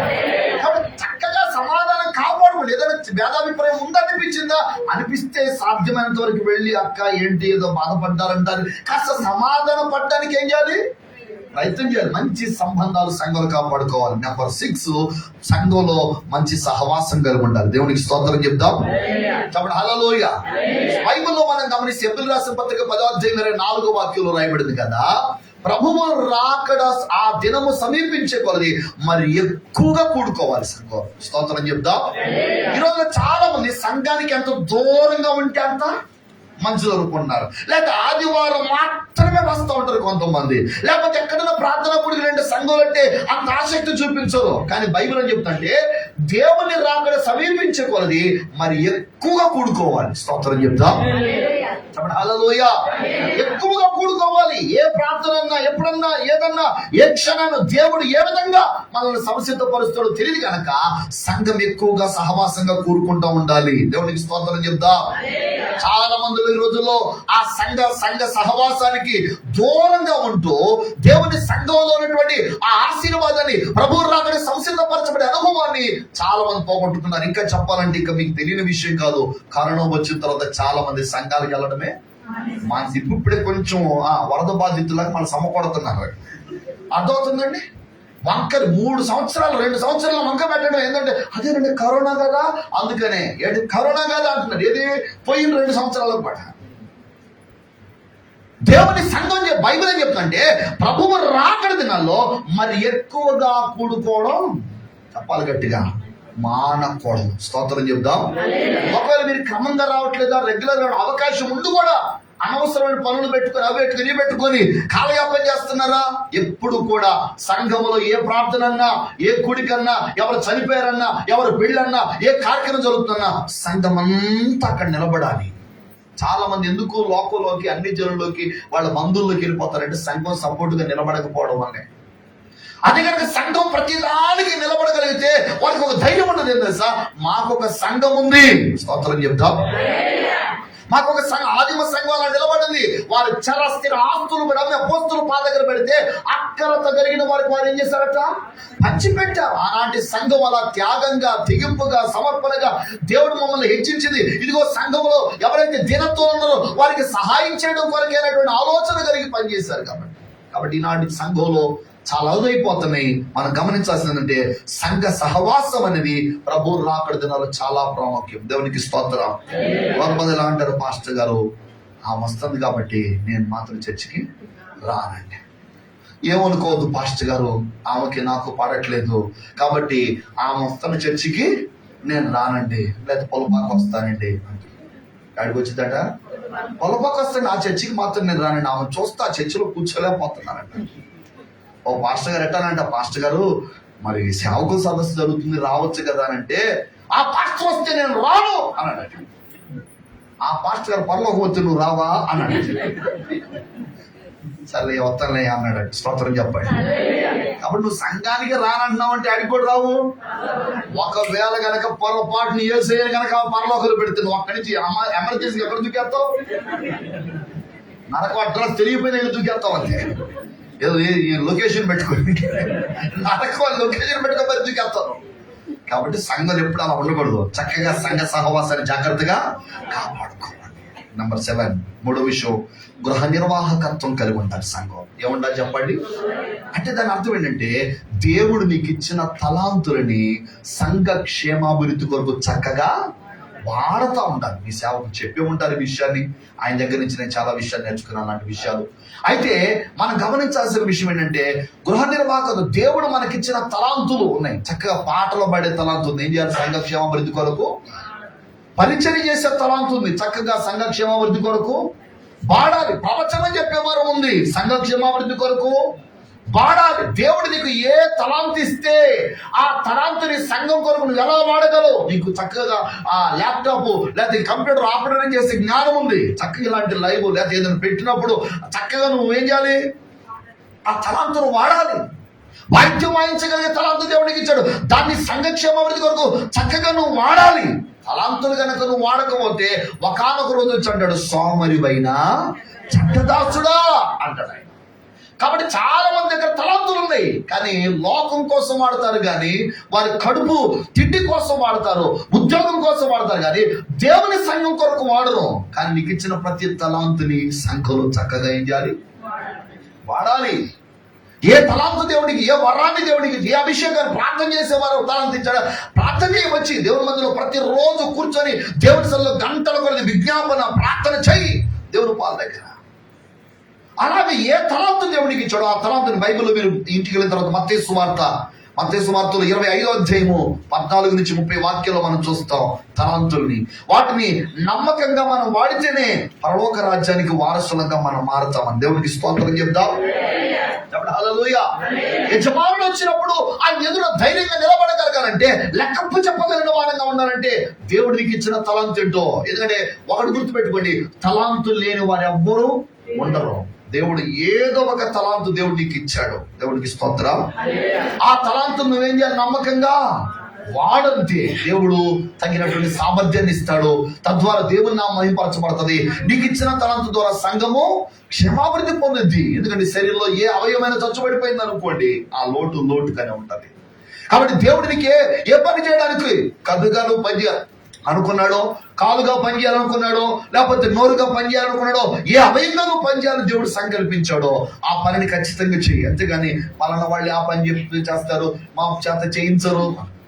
సరే, ఇట్లాగనే మన సంఘంలో కూడా అట్లానే అన్నారు. ఏమన్నారంటే, మేము అంట్లు దవ్వేవాళ్ళమా, వాళ్ళు చక్కగా పాస్టర్ గారు కొట్టించుకునే వాళ్ళ అంటున్నారు. ఏంటంట, వాళ్ళు పాస్టర్లు పట్టించారు, చక్కగా నైస్ గా పొట్టిచారు కట్టుకొని వచ్చి పాస్టర్ గారికి ఎట్లా పట్టిస్తారు, మేమేం చేస్తాం? శుభ్రంగా అంట్లో తవ్వుతామంటామా? అర్థమవుతుందండి? దేవుడు నీకేది ఇస్తే చక్కగా ఆ పనిని ఎంత తగ్గించుకొని మనం చేస్తాం, తాను తగ్గించుకొని వాడే చెప్పాలి హెచ్చించబడతాడు. కాబట్టి సంఘంలో చక్కగా పరిచయంలో ఏ లోటు కనిపించకుండా, కొన్ని సంఘాల్లో అయితే పాస్టర్ గారే ఫ్యాన్ వేసుకోవాలా, పాస్టర్ గారే లైట్ వేసుకోవాలా, పాస్టర్ గారే సాప్ వేసుకోవాలా, పాస్టర్ గారి కుర్చీలు వేసుకోవాలా. అర్థమవుతుందండి? అలా ఎప్పుడు అనకూడదు. నీకు ఇచ్చిన తలాంతు నువ్వు ఏ పరిచయం చేయలేకపోతున్నావు, వారం అంతా సోమరిగా ఉంటున్నావు, కాస్త ఆదివారమో లేకపోతే ఇంకొక రోజు వచ్చి చక్కగా సంఘంలో ఏ పరిచర్య ఉందో ఆ పరిచర్య చేయడానికి సేవకులను అడిగి చక్కగా పరిచర్య చేస్తే ఆ ఆశీర్వాదం మనకు వస్తుంది కదా. దేవుడికి స్తోత్రం. ఎస్పెషల్లీ నీ తలాంతు వాడబడుతుంది. అందుకే నువ్వు భక్తుడు అన్నాడు కదా, తుప్పు పట్టిపోవడం కంటే అరిగిపోవడం మేలట. కొంతమంది అంటారు కదా, ఏ తలాంతున్నా అది వాడకుండా పెట్టేస్తారు. కానీ కొంతమంది అంటారు, అమ్మో మమ్మల్ని బాగా అరగదీస్తున్నా అంటే నువ్వు అరిగిపోవడమే మేలు. స్తోత్రం చెప్పండి. ఎంత పరిచయం చెప్తున్నారు, అందరికీ చెప్పట్లేదు, నాకే చెప్తున్నా అంటే దేవునికి స్తోత్రం. నీకు అంత గొప్ప భాగ్యం దొరికింది ఏంటంటే ఇంకా ప్రభు పనిని ఎక్కువ అలాగ దేవుని స్తుతించి పని చేయగలగాలి. కాబట్టి సంఘ గృహ నిర్వాహకత్వంలో సంఘంలో ప్రతి ఒక్కరు బాధ్యతగా వ్యవహరించండి. నాది కాదు, నాకు సంబంధం లేదు అని ఎప్పుడు ఉండొద్దు. ముందు మీరే ఆలోచించుకోవాలి. ఇంత అయ్యగారు 3 రోజులు సభలు పెడుతున్నారంటే ఏముంటుందో, ఏ ఖర్చు ఉంటుందో, ఏ అవసరం ఉండదో, ఏ పని ఉండదో.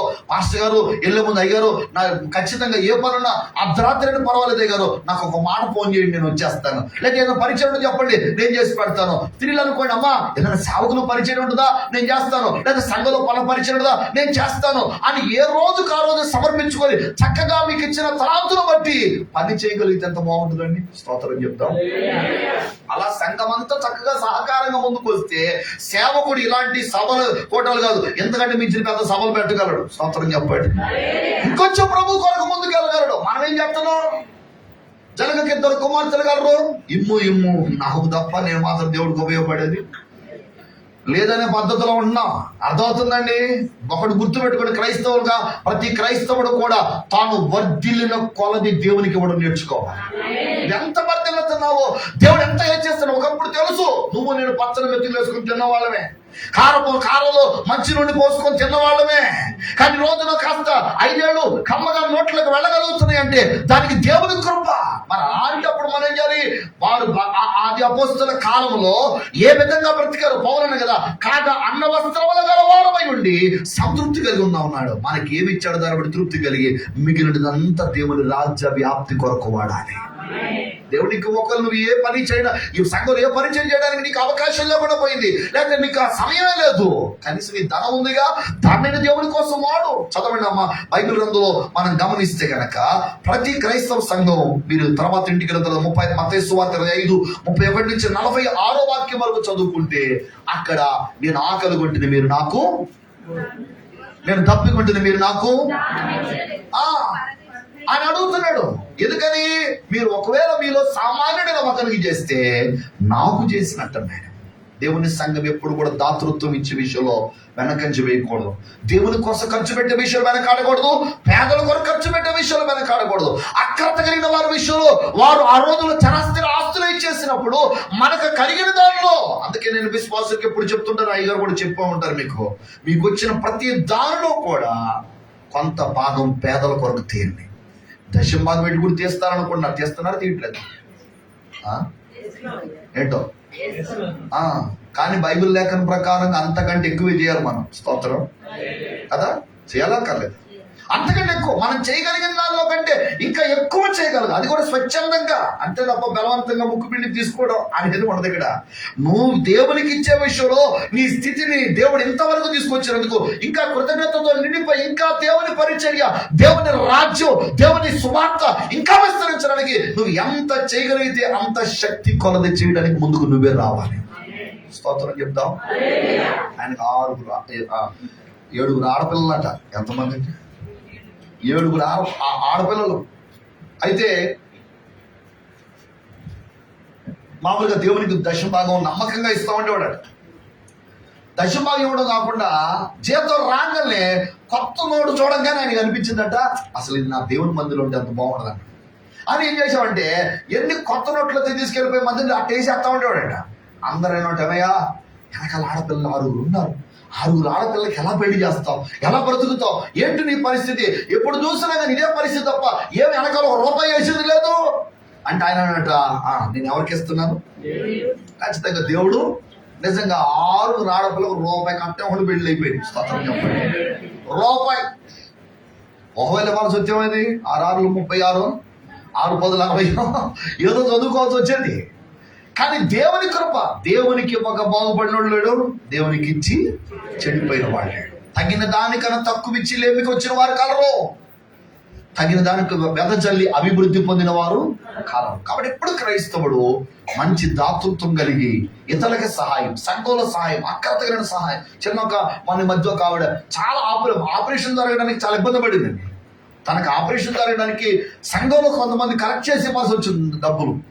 ఎందుకంటే బిడ్డ కనడానికి సంఘంలో కొంతమంది కలెక్ట్ చేసి ఇవ్వాల్సి వచ్చింది. అంత దయనీయమైన పరిస్థితి. ఆమె బిడ్డకంటే ఆ బిడ్డకి మొన్నే పుట్టినరోజు చేశారు, 1 year అయిందని.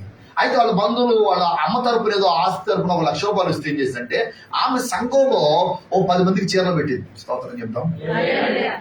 అర్థమవుతుందండి. ఆ స్థితిలో ఉన్నామే కొంచెం కలగగానే చూడండి ఏ విధంగా దాతృత్వం కలిగి ఇవ్వడం చేయడం ప్రారంభించిందో. ఈరోజు అలా ఆలోచించుకుంటే మనందరి స్థితి అంతకంటే మించింది అనుకుంటున్నాను నేను. ఆ స్థితిలో మనం ఇంకెంతవరకు మనం ఇతరుల అక్కరతలో సహాయం చేస్తున్నాం. పేదలకు ఇచ్చువానికి లేవి కలగదని బైబిల్ చెప్తుంది కనుక ఖచ్చితంగా మనం ఎత్తాల్సింది. దేవునికి స్తోత్రం చెప్తాం. ఎందుకంటే మనము ఇస్తేనే రేపు తీర్పులు ఆయన అడుగుతాడు, నేను ఆకలి కొంటిని, మీరు ఆహారం పెట్టారు, ఆహారం పెట్టలేదు, వస్త్రం వెంటనే ఇవ్వలేదంటే అప్పుడు అన్నా కదా, నీకు ఎప్పుడు ఇవ్వలేదు ప్రభు అంటే మీలో సామాన్యుడిని ఒకరికి చేస్తే నాకు చేసినట్టు అన్నాడు.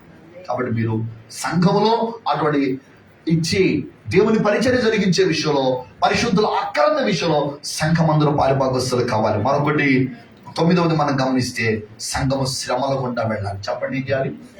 ఎందుకని అపోస్తలుల కార్యాలు 14:22 పౌలు అంటాడు కదా, వారి విశ్వాసమును దృఢపరచడానికి మనం ఎన్నో శ్రమలు అనుభవిస్తేనే పరలోకం చేరతామన్నాడు. స్తోత్రం చెప్దాం, చెప్పండి హల్లెలూయా.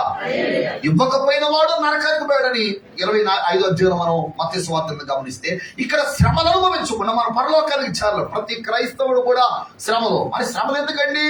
పేతురు రాసిన మొదటి పత్రిక 1వ అధ్యాయం 5-7 వాక్యాలు అన్నాడు, అవసరమును బట్టి దేవుడు నానా విధములైన శోధనలు, శ్రమలు మనకు అనుమతిస్తాడు.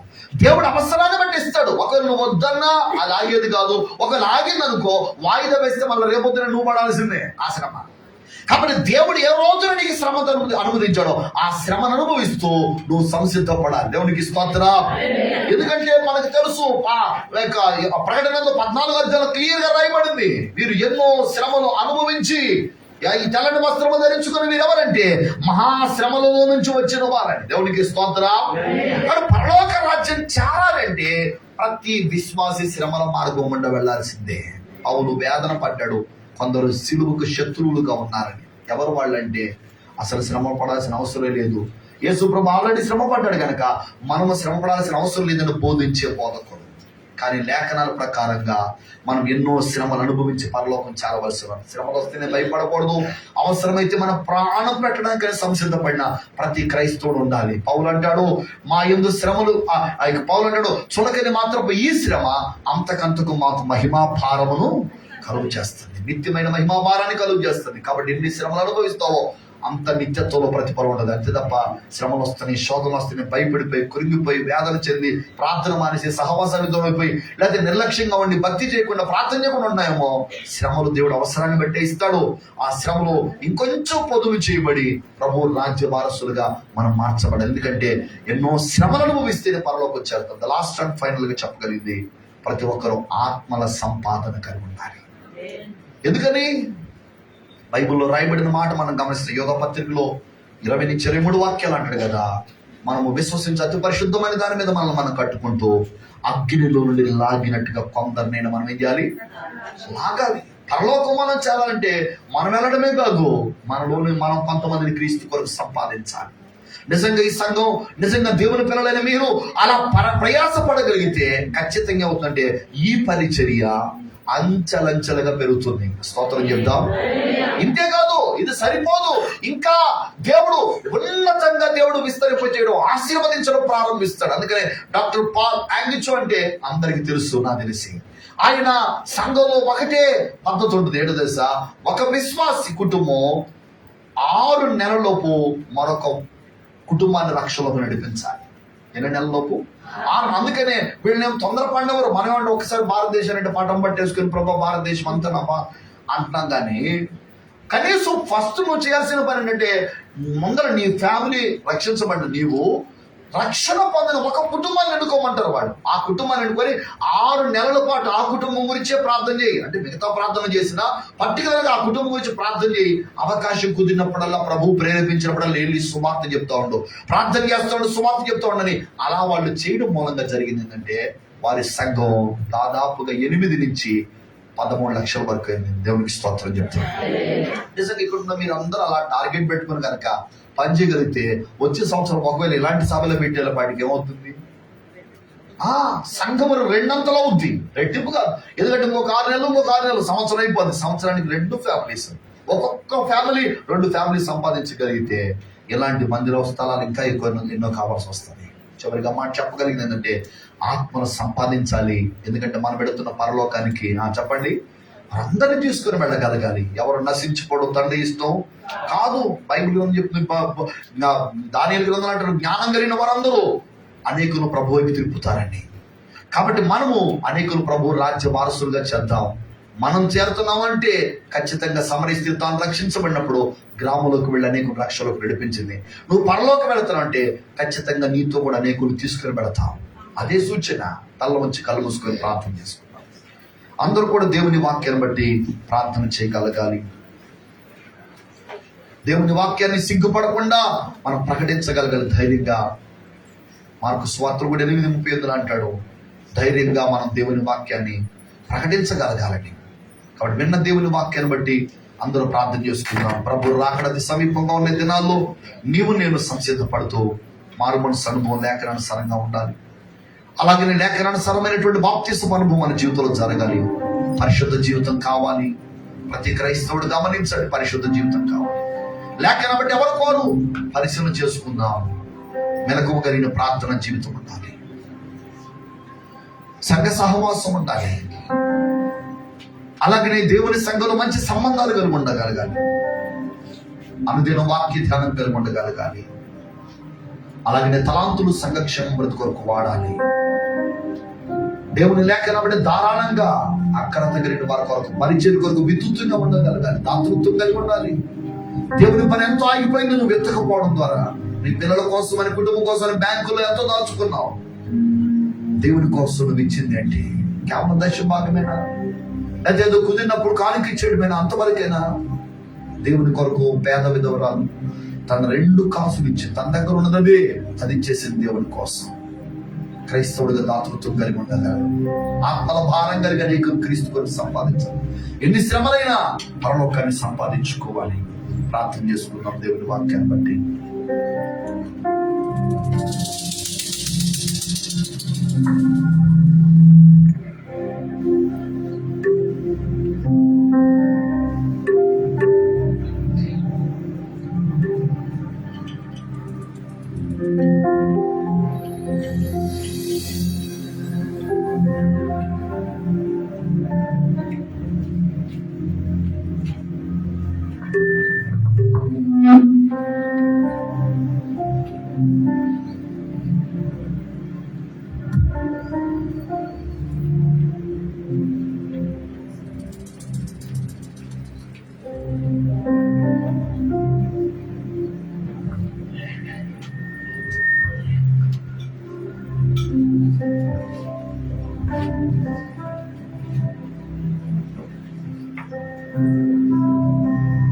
ప్రభుకి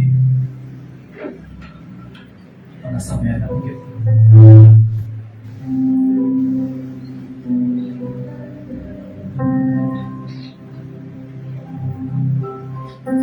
కలిగిన దేవ, నన్ను ప్రేమించి నన్ను రక్షించిన తండ్రి నీకు స్తోత్రాలు. నా బాధ్యతలు మరొకసారి జ్ఞాపకం చేసినందుకు స్తోత్రాలు. కేవలం నీ కుటుంబంలో జన్మించడం మాత్రమే కాదు, ఎదిగినటువంటి ఒక బిడ్డగా బాధ్యత కలిగినటువంటి కుమారుడు కుమార్తె ఎలా అయితే ఉంటారో అటువంటి విధముగా ప్రభు నేను నా సంఘములో, నీవు నాకు అనుగ్రహించినటువంటి ఈ సహవాసంలో బాధ్యత కలిగినటువంటి ఒక బిడ్డగా ఎదిగి అనేకులకు ఆశీర్వాదకరముగా, దీవెనకరముగా నేను ఉండాలి. సహవసించే విషయంలో లోపం లేకుండా ఉండాలి. ప్రార్థించే విషయంలో, వాక్య ధ్యాన విషయంలో, రాకడ కొరకు ఎదురు చూసే విషయంలో, మీకు ఇచ్చే విషయంలో ప్రభా, ఇతరులకు సహాయము చేసే విషయంలో ప్రభా, ఎటువంటి లోపము లేకుండా నాయన నీ చిత్తాన్ని నెరవేర్చే బిడ్డగా నేను ఉండగలిగినట్లుగా సహాయం చేయాలి. దేవా, నీ సన్నిధికి మమ్మల్ని అప్పగిస్తున్నా, నీ చిత్తానికి మమ్మల్ని అప్పగిస్తున్నా, నడిపించండి.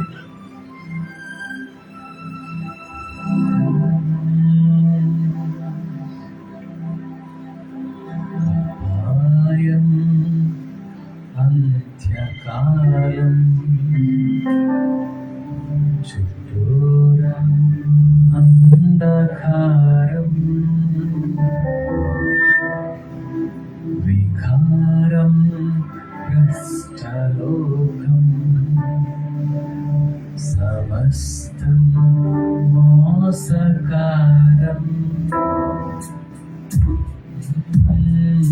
అంధకారం చుట్టూరా అంధకారం, వికారం భ్రష్టలోకం,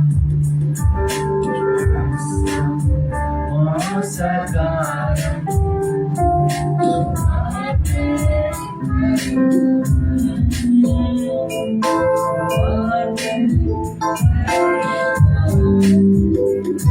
సువార్తే పరిష్కారం, సువార్తే పరిష్కారం.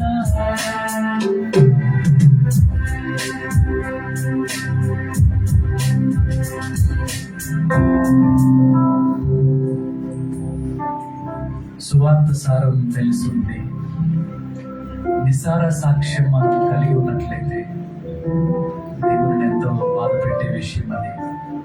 సువార్త సారం తెలిసిన మనకు సారవంతమైన సాక్ష్యం కలిగి లోకంలో కొనసాగమని దేవుడు కోరుతూ ఉన్నాడు. పరలోకపు వెలుగును కలిగి ఉండి మరుగును పెట్టినటువంటి దీపాల వలె మన జీవితం ఉన్నట్లయితే అది ప్రభువుని ఎంతగానో దుఃఖపరుస్తుంది. మరొకసారి మనం సరి చేసుకుని దేవునికి సమర్పించుకున్నాం. కృప కలిగిన తండ్రి నీ చిత్తాన్ని మమ్మల్ని అప్పగిస్తూ ఉన్నాం. ఈ యొక్క రాత్రి కాల సమయంలో ఏ మాట చేత ఎవరిని మీరు దర్శించారో వారిని బట్టి మేము స్తుతిస్తూ ఉన్నాం. మీరే బలపరిచినందుకు స్తోత్రాలు, దర్శించినందుకు స్తోత్రాలు, నీ కృపతో మమ్మల్ని సంధించినందుకు స్తోత్రాలు. మీరు సంధించిన ప్రతి మాటను బట్టి స్తోత్రాలయ్యా. సరి చేసుకునే కృప దయచేయండి ప్రభు. దిద్దుకునే కృప దయచేయండి. అందరం అడుగుదాం. దిద్దుకునే కృప దయచేయండి. మార్చుకునే కృప నాకు దయచేయండి ప్రభు. ఏ విషయంలో నేను మార్చుకోవలసిందో ప్రభు, మార్చుకోవడానికి సహాయం చేయండి అయ్యా. నీ కనికరము, నీ కృప నా మీద, నా కుటుంబం మీద ఉన్నట్లుగా, నిలిచి ఉన్నట్లుగా సహాయం చేయమని మహిమయు ఘనతయు ప్రభావం మీకే చెల్లిస్తూ యేసు నామమున ప్రార్థన అడిగి పొందుకుని ఉన్నాము తండ్రి. మన తండ్రి అయిన దేవుని ప్రేమయు, ఆయన కుమారుడు యేసుక్రీస్తు వారి కృపయు, పరిశుద్ధాత్మ దేవుని కన్యోని సంధి సహవాసం నాకున్న మనకు అనేక పరిశుద్ధులకు ఇప్పుడు ఎల్లప్పుడు సదా తోడై నడిపించును గాక.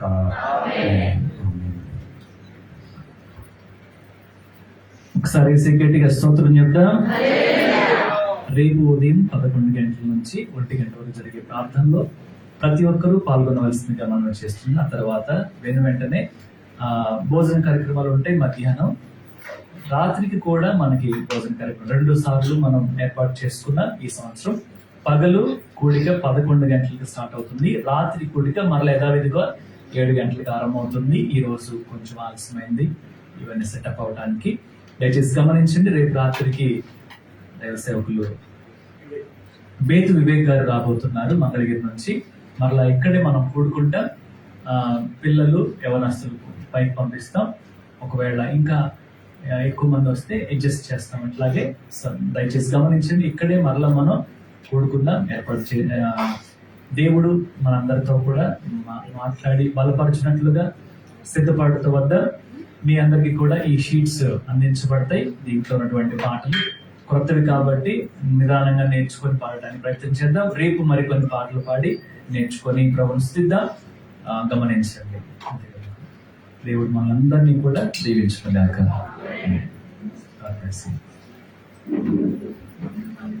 Sheets okay. పురుషులు కూర్చోవాలి. ఓకే, 2 నిమిషాలు.